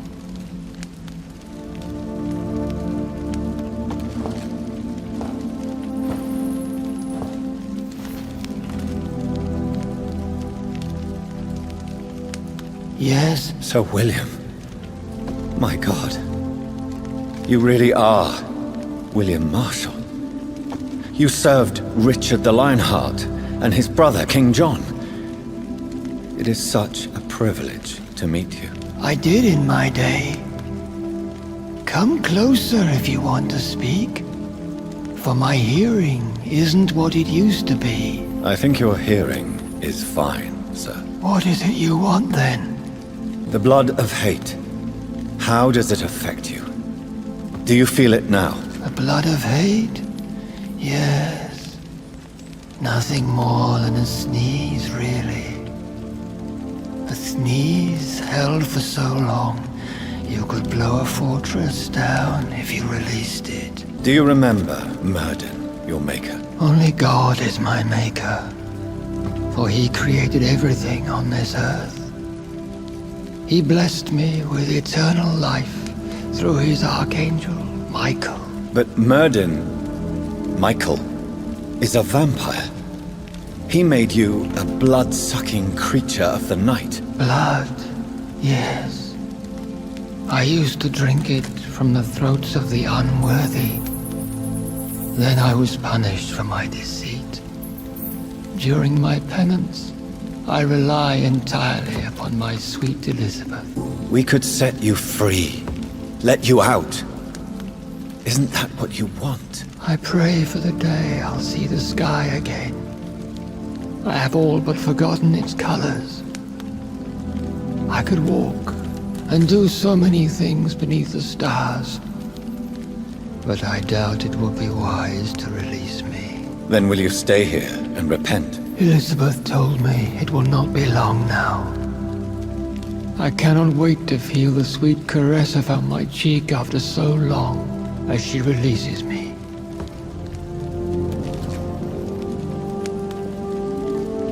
Has the time come? Yes, Father. Why not unleash me then? To see the sky a final time? are the sky and all its stars. I'm not defeated, for I welcome the sword you bear, for it is mine. You were never defeated, my lord.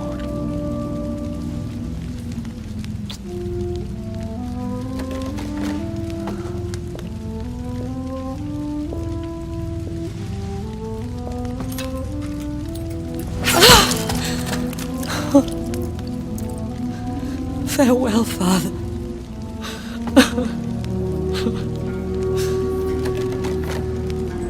And to you also, Jonathan. What do you mean? I can't stand what I've become. This healthy carrier, as you put it. The flames will purify the poison that runs in my veins. No! I won't allow this to happen. I am death, Jonathan. Wherever I go, I can't stand it. I am Dr. Jonathan Reed, champion of Murden, chosen to save England from the vampire epidemic. I could cure you. What do you mean? We are creatures of blood, Elizabeth. Everything about us is in our blood. With time, I could perfect the antidote William Marshall gave you. Trust me, for time is on our side. That is a risk I cannot take, Jonathan. I won't bring another such disaster into this world. Elizabeth, no. Trust me. I can save you. How could I trust you, Jonathan? Have you not betrayed me? I had choices to make. I forgive you, and that is my choice. Elizabeth, I love you. Then let me go now. Wait! No!